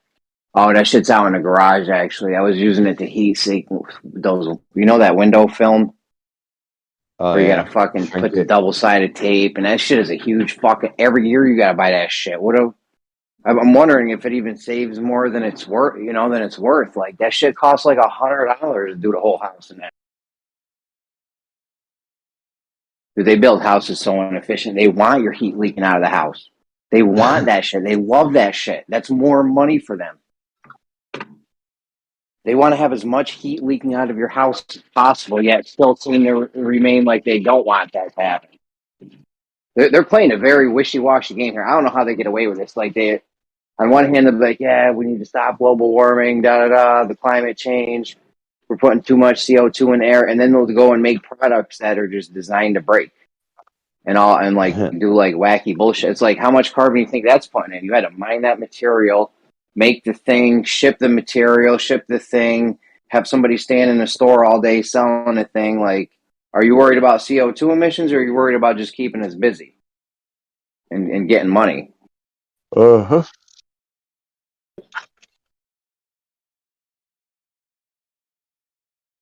They don't give a fuck. They used to do that. They used to design electrical appliances like washing machines and dryers and shit. They were literally designed like that to waste electricity.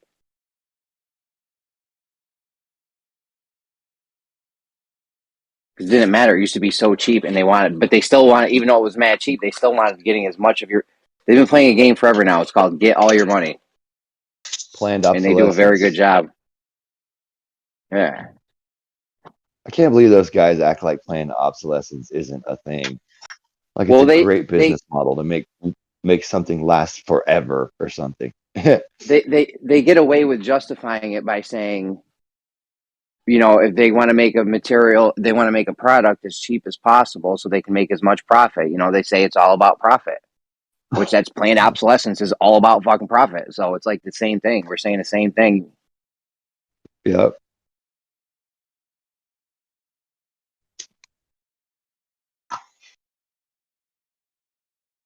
And that is the worst business practice. Yo, our whole shit's not going to last. We were talking about this in Gems yesterday. Like the planned obsolescence thing, the automation thing, right? Like, yeah. Oh yeah. they have a robot right now that can go into a public restroom, clean the whole thing, and then go back and recharge on a dock and wait to go back to reclean it. They're going to automate driving soon. That's 5 million jobs. Just at face value, 5 million Americans earn money by driving. Now, if the system works good and it cuts down, there's also 16,000 accidents a day in America. Some of them are fender benders. Some of them are fucking fatalities, though. So if you knock that down to like, I don't know, 1,000 accidents a day, that's a lot of fucking money that just went out of the system right there. Because you know how much it costs every time you have a fender bender? You got insurance adjusters go to work. You might have to have tow trucks come out, body shop repair guys. God forbid if somebody gets hurt, now you got doctors, nurses, hospitals, medicines all getting moved around. Then you got lawyers. You know, somebody got hurt. There's probably going to be a lawyer involved, and judges, and a team of lawyers. You know, the other person's side's going to have lawyers, your side's going to have lawyers. So there's a huge like trickle down effect from a car accident. Like it's phenomenal. So you got those 5 million jobs from the people that aren't driving anymore. Then you got God knows how many more jobs out of all that shit I just said. That's probably gonna be a lot. And that's just driving. You know, they're trying to automate the food industry, all the fast food shit. That shit doesn't need to be. Dude, they ain't whipping up no gourmet shit in there. Like, that shit's all automated shit. That's going to be a lot of fucking job. I'm wondering how many employees McDonald's, Wendy's, Burger King, Sonic, In-N-Out, like all those burger joints. Like, that's got to be millions. Yeah, there should be some human rights issue about that coming up soon. I mean, I don't know why. You can't stop it. You can't stop automation, though. That's the thing. Like, there's nothing you can do. New York State Thruway, the government is against automation big time. And the New York State Thruway just fucking automated their whole shit. Before you used to get on the Thruway, it's like the highway that runs through New York State. You would get on it. A human being would hand you a ticket, a piece of paper. You get a ticket, and then when you got off the thruway, you would hand another human being that ticket along with like the money. Yeah. So now it's all easy pass. Now they just flash your license plate. They have certain spots in between the toll booths, so they're like, okay, he was on this toll booth, so you Dude, definitely went this many I miles. already know. I went through LA. Excuse me. I went through LA. They got that easy pass shit. And I'd only been through there. It wasn't recent, so I didn't. It was during the COVID thing, and I didn't know that there weren't going to be any windows open. I mean, how the fuck would I know that? Everything was. We were all drove through. We were all like pushed through one lane. Traffic was fucking like an hour and a half just to get through it. And then we all got through the one lane, and it was an easy pass only lane. And I'm like, well, fuck, who do I pay, right? And so I get a fucking a toll evasion fine, bro. Oh, in New York, if you do that in New York, they end up sending you a bill for wherever you got off. It was a toll evasion. And I'm like, how's it a toll evasion when you bottlenecked me through the only lane that existed? That's the only lane that was. And so I didn't have easy pass. I was going to pay manually like I always did. What they do is here they'll like the thruway goes from Buffalo basically to New York City. So say I live like in the middle of that essentially.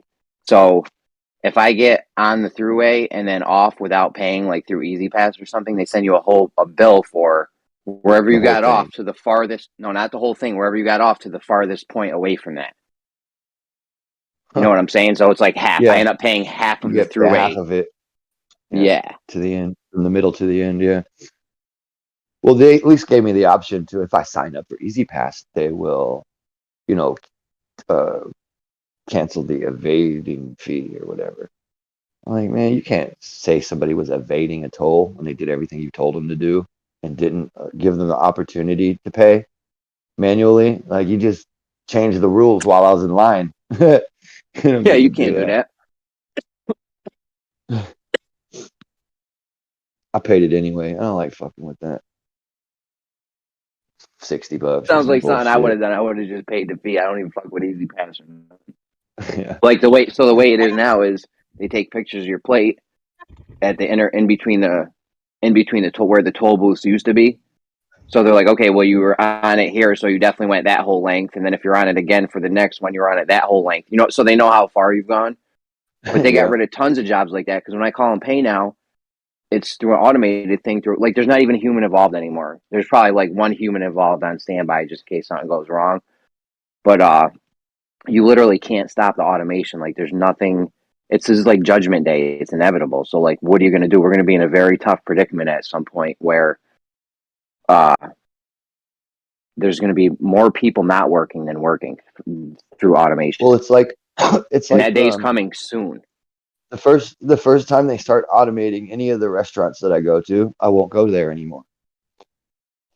Yeah, there'll be a thing. There'll probably be a niche thing for like like human. You know how we have that old school burger joint.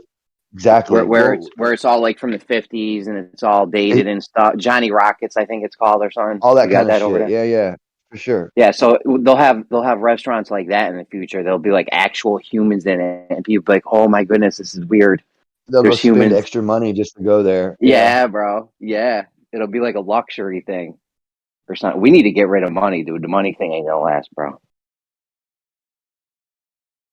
Like, straight up, once you have more than half the people unemployed, or 3/4 of the people unemployed, like, you literally automate probably. I mean, not right now, but right now you could automate a lot of the fucking jobs.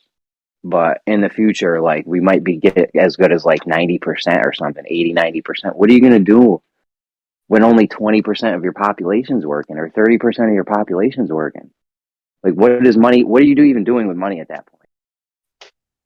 You know what I'm saying? What's the point of money? Yeah, you're just taking care of the other part of people. Yeah, what are you even doing? What are we even using money? There's gonna be a point to where the automation gets so good, it's gonna be like, what are we even doing with the money at this point, guys? Seriously, like, money is just a huge waste of.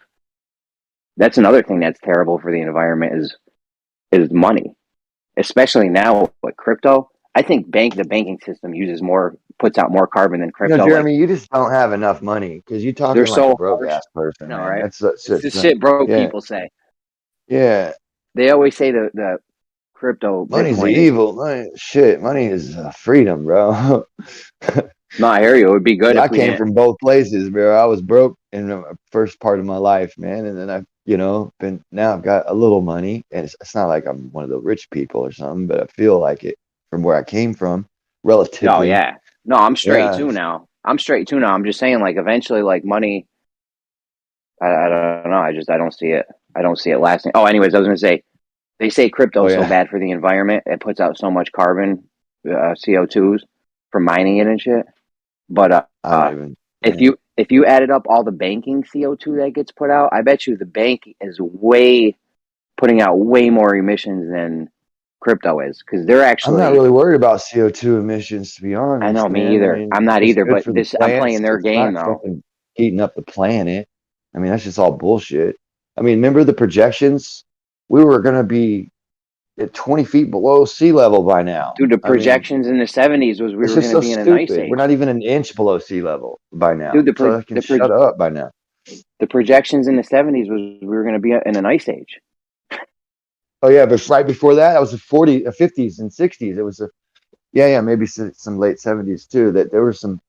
Yeah, we were moving into the ice age because we are. They were reading the Good thing long-term they didn't data take back it. then Good thing they didn't take any steps to to prevent warm an us ice up. age from happening. Can you imagine? We'd be boiling right now. If they were like, "Yo, guys, we got to heat the fucking plane up." They get magnifying glasses or some. Who knows? Start painting everything black. Hey, maybe they did, bro. Look what happened, right? Maybe they secretly did move into that. They were like moved out of the battery. Remember, the first car was a battery, not engine. So they moved away from the battery and You into got the the. motor oil. Well, dude, you had the oil people. Well, they had both, right? Didn't they have both, or The was it first car electric? was electric, dude. The very first car was an electric car. But then they figured out what oil did, and they're like, "Wow, we can get a shit ton of money off of You this." get a gas That's what I out of mean. this. Yeah, I don't think money's bad, but when we base all our decisions on getting more of money, right, that's what the right. problem is. Like that planned Lack of obsolescence thing. morality. Yeah, that planned obsolescence thing is straight up about getting more money, and it's one of the worst things we could do. So, Yeah, I agree. Abusing people, that's usury. That's abuse. Taking way more than, you know, you put out.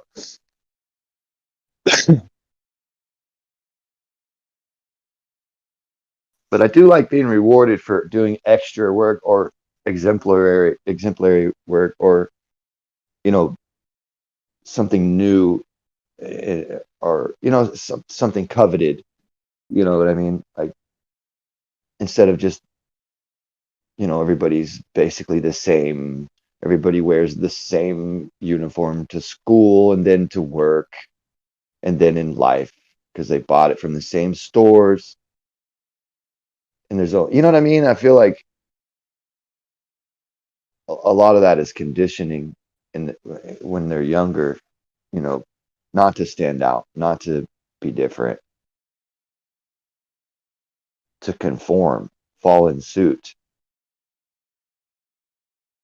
to be embarrassed about being different, you know, like a stupid anti-vaxxer. You should be embarrassed. Shit, any conspiracy theory, you should be embarrassed. You didn't wear your khaki shorts to school today like everyone else. You know what I'm saying?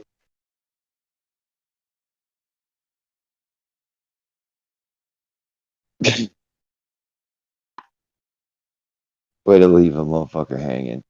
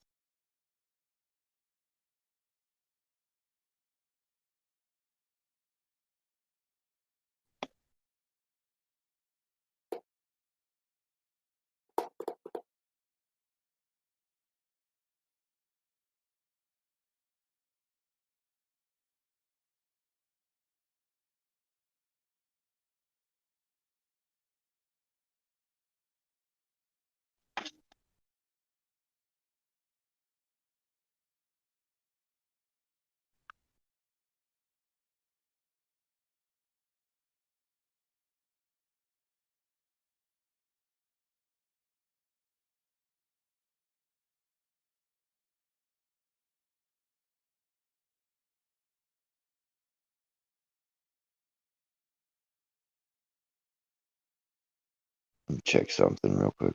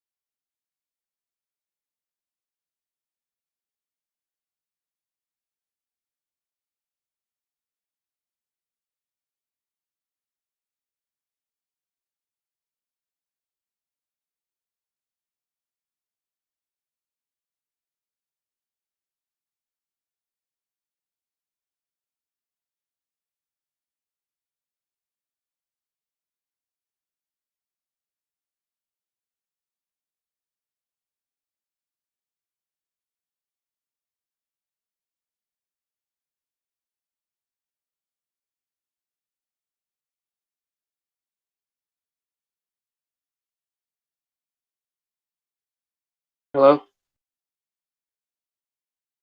What up?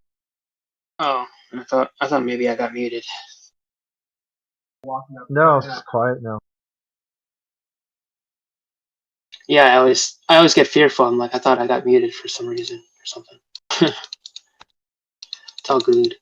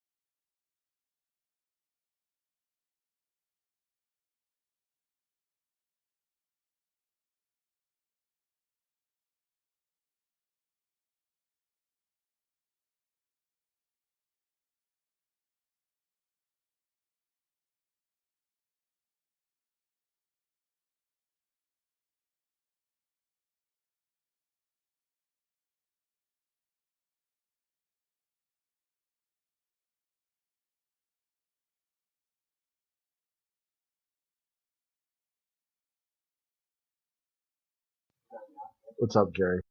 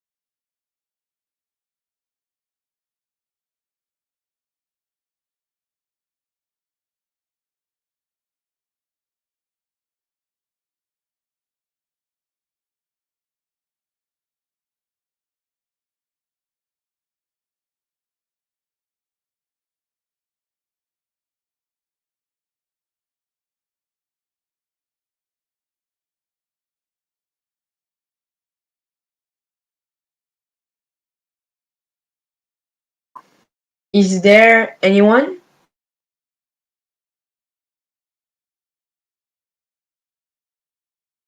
Yeah, what's up?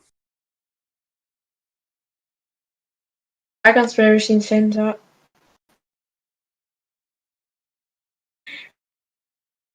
What was that? You said, oh, sorry. Sorry. Hi, Fuzzy Jerry, sorry. Pretty tired. Why is the VC dead, actually? Why is it empty? You're kind of cutting out. You're not coming in very Sorry. clearly. I was asking, why does the VC dead? Why is it dead? Oh, I don't know, man. I don't know. Like everyone just said nope and just disappeared of the VC, or Yeah, I don't know. I don't come that often to the VC, so it's not really my fault. But it's just why. I don't know. I wish I knew. I wish more.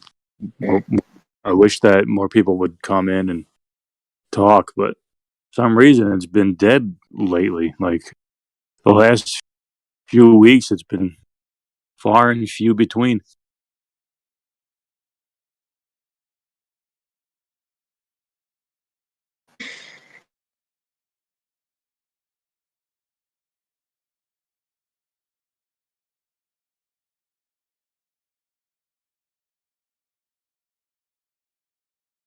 There's not that much people in the texts. Like everyone just vanished of the server. It's kind of strange. Yeah, I know. Like I don't know. Maybe they all got to another server. Maybe. Yeah, there's servers that are better suited for different personalities. Yeah, And but this I don't really recommend the Flat Earth 2.0 server because it's just there's no place to debate, no place to discuss. If you're saying the Earth is round and you discuss it the most polite way possible without even doing nothing wrong, you're gonna be banned. You're gonna get banned for no reason just because you don't like them. There's no debate. It's not debate server. Yeah, I know. That place Even is. a cognitive dissonance channel. I mean, no. Even if I were the creator of such a server, I wouldn't create that for flat earthers.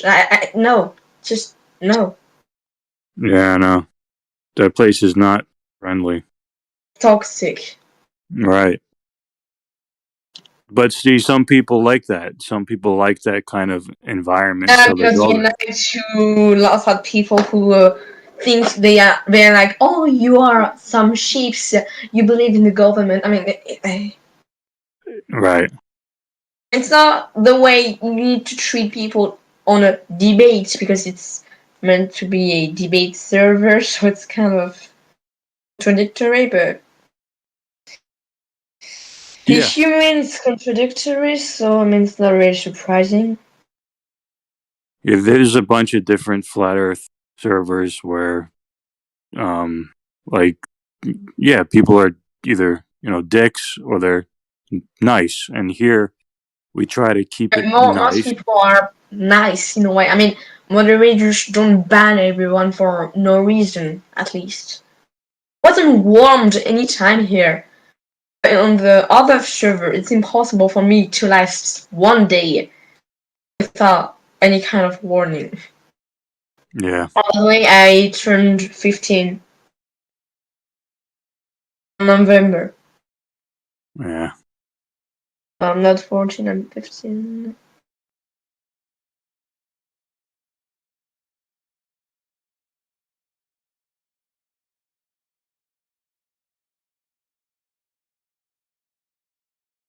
Yeah, some people are just in this for the fight. So that's why they go to servers where the fight is, Yeah, but it's not really a fair fight. I mean, when I was to the BC of that server, it wasn't 1 versus 1, 2 versus 2, or even 1 versus 2. It was 1 versus 23. Yeah. I mean, I cannot handle this, and especially when they ask me questions but don't let me answer. Yep.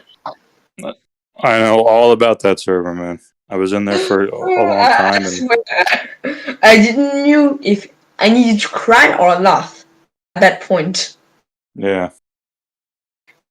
Actually, I've done both at the same time.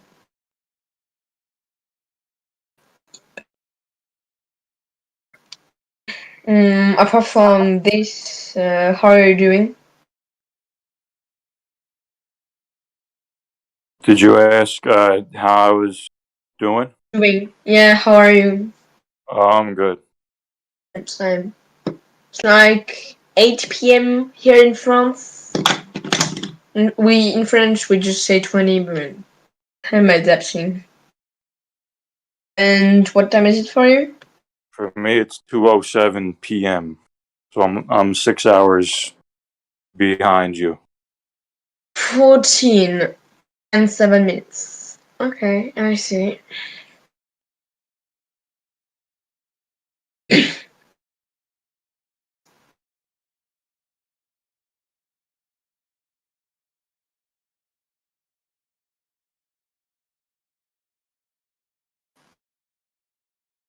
And what about Conspiracy Center?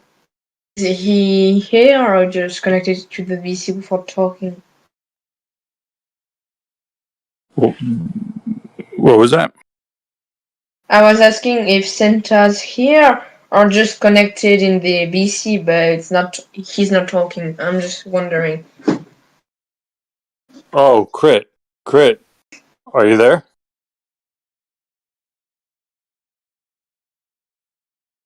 I don't think so. Yeah. He's usually around during the day. He's one of the nicer ones. I don't know if I ever talked to him at VC. Maybe I've done it, but I don't remember it because I'm not really that good to remember things. Mm-hmm. I don't know why, but my brain just erases other things when I sleep. Yeah. Yeah, that happens to me too.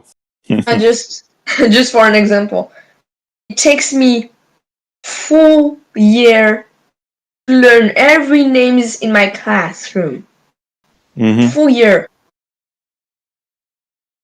Even people didn't even notice that were in my class. Just that week. Well, I'm currently on a holiday. It's going to begin. So, hi, Riff. How are you? At the gym, so I got mute most of the time.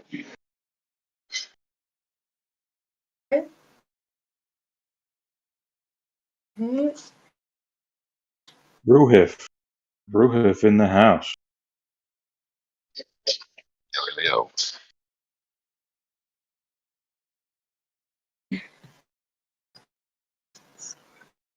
Yeah, Ruhif in Australia.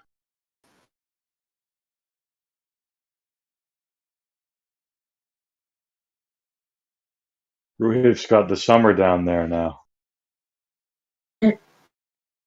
He's no. I forgot what I was about to say.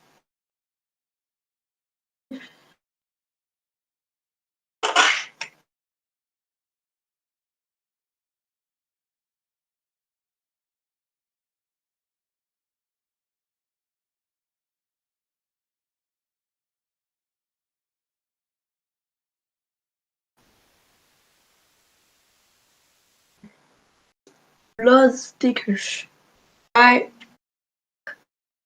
DC is living again, sort of. Are you blood?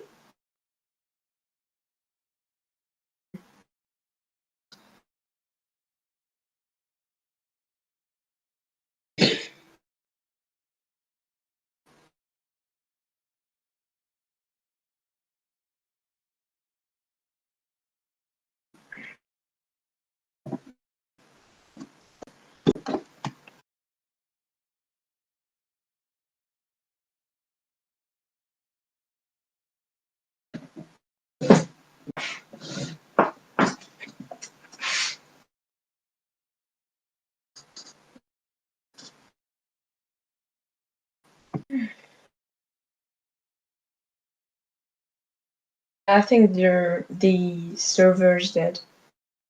Sort of. Is there any moderator who can see the traffic here, or for example, how much people quitted or joined the server? I mean, the activity of the server. Is there anyone who can do that here?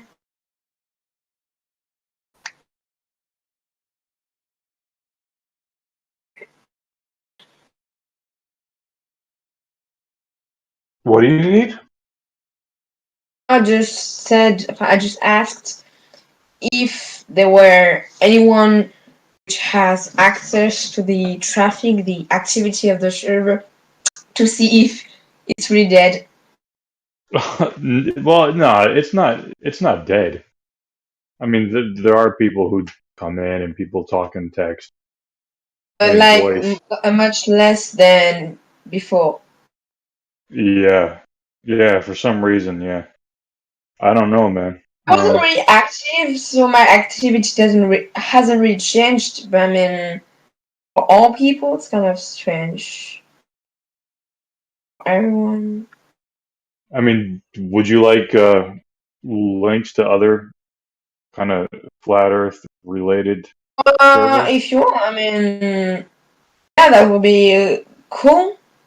I'll check. Sure.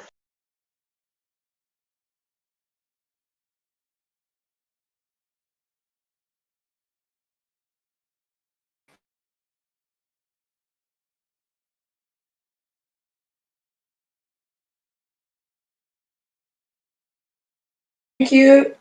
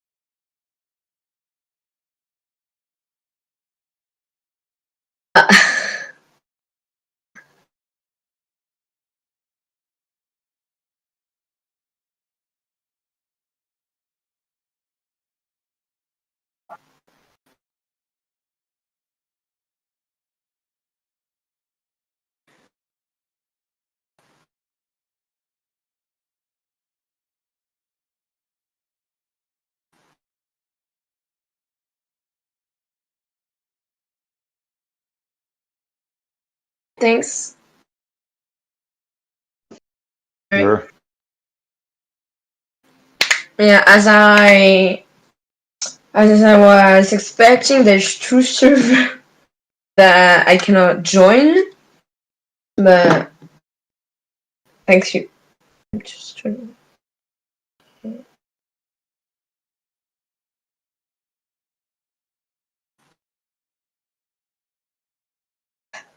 Yeah, hi there. Welcome to Brandon. Oh, hi. How are you? Good, thank you. How are you? Pretty fine. I'm on a holiday. You say welcome to Brandon too? I'm starting holiday Yeah. tomorrow for 2 weeks. So I'm pretty good. Pretty good. By the way, since I turned 15 in November. Well, happy birthday. Thanks. Maybe late, but Way it's too young still for this okay. server. With a D's wheat. 19th. Sniff. Oh, canned. Okay. I apologize in advance for the toxicity that you'll experience here, and in Flat Earth in general.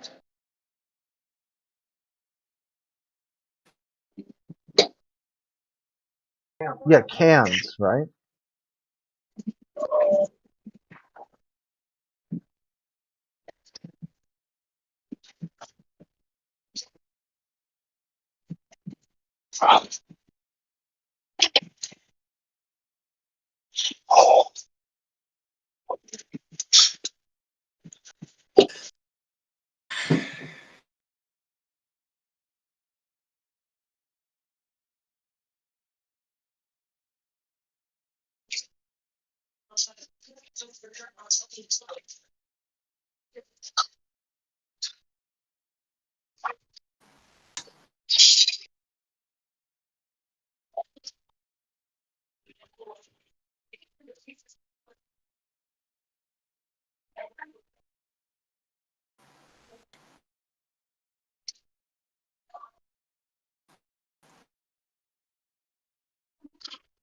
Laser, are you a Flat Earther?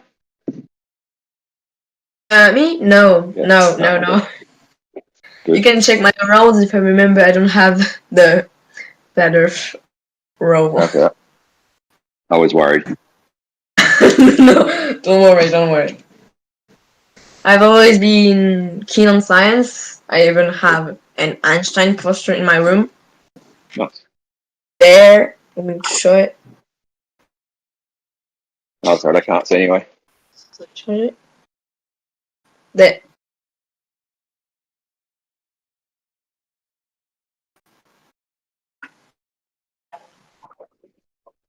And you, Sharif, I know that you're not a Flat Earther, but I mean, how old are you? I'm 43. 43. Wow. Yeah, I'm surprised that you're 15 in this sort of place. Yeah, I mean, I've been on I've been technically debating along a lot of topics since I were 14, maybe 13, but like the very end of my 13, if I can say this, but I mean, you get it. Yeah. Debating about creationism and Flat Earth. Okay. I think you'll find that Flat Earth is very toxic. Yeah, there compared is to some creationism stuff. servers which are toxic. But this one is actually pretty good. Not really toxic. Just some people are annoying, but mostly, most of the people here are pretty nice. Yeah. Oh, this is alright. Compared to the 2.0 server, Flat Earth server, which is absolutely not a debate server. Yeah, exactly. Just no. Just Yeah, it's a as long place as, to make fun of globe earthers, not even have to have a discussion, just to make fun of them. yeah, as long as you're aware that this is, you know what you're in for, pretty much. I try to at least know what I'm talking about because I hate strawmans. Yeah. By the way, I don't know if you noticed, but I'm French. I can tell, yes. I know that I have an accent, and sometimes I'm struggling with some words, but I mean, I'm practicing in a certain way. While being on those kind of server, I can discuss English and debates, sorry. So, pretty good. I'm not perfect English. I can handle a discussion, but just sometimes I can struggle to understand a word or a phrase. Most Your of the English time I can. is about 1,000,000 times better than my French. But French is a horrible language, even for me. Sorry, French? French is a horrible language or English? No. French, it's a horrible language. There is English shit. there is a tense in French called passé simple. simple past in a way. It's not simple at all. No one uses it. And even for French people, it doesn't make sense. It doesn't sound good. For example, the verb to eat, manger. In a normal present is je mange, tu manges, etc. In the past, c'est je mangeais, etc. But in the simple past, nous mangeâmes. Vous mangeâtes.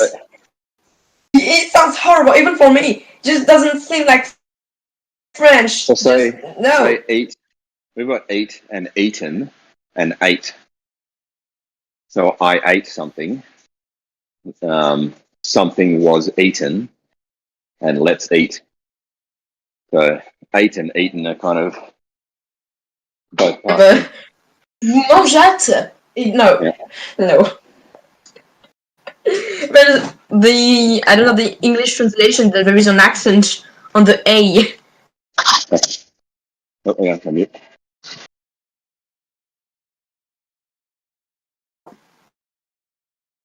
C'est simple. I'm not even sure of vous mangeâtes. I'm not even sure. Oh yeah. Because it's French that I can make easy mistakes.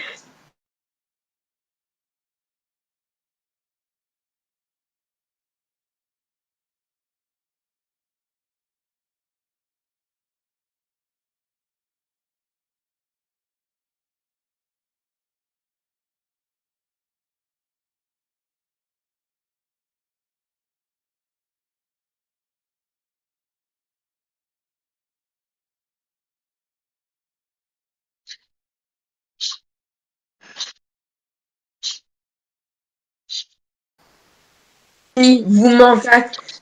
How horribly it's written.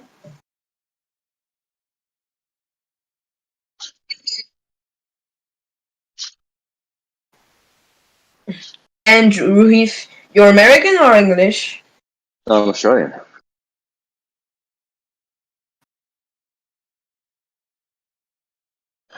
I asked if you were American or English.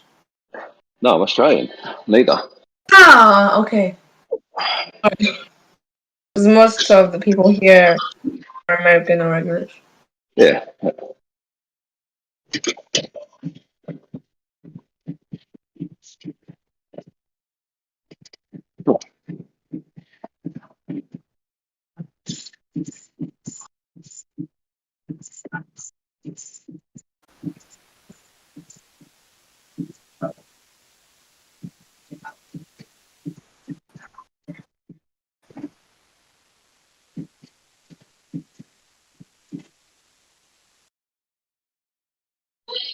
I just think about it today. It reminds me of someone that was a bit of a jackass a few weeks ago.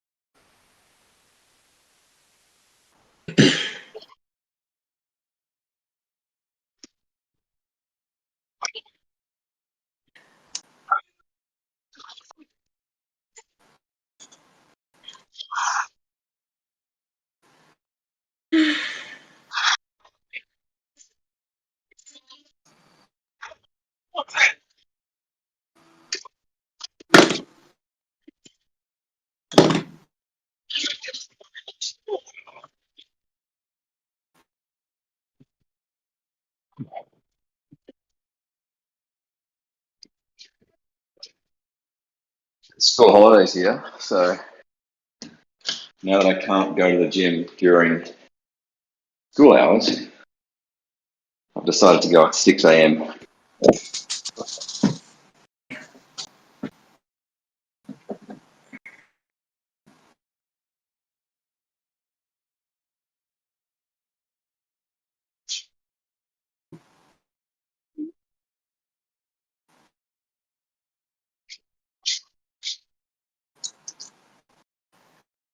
I wonder why Bloodfishers joined the VC without even talking. I mean, when you join,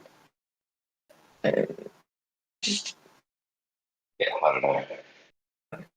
Sometimes, usually when I'm driving, I jump in to voice, but occasionally, like if I'm out at the shops, I'll just put it on mute so I can listen, just to keep myself amused.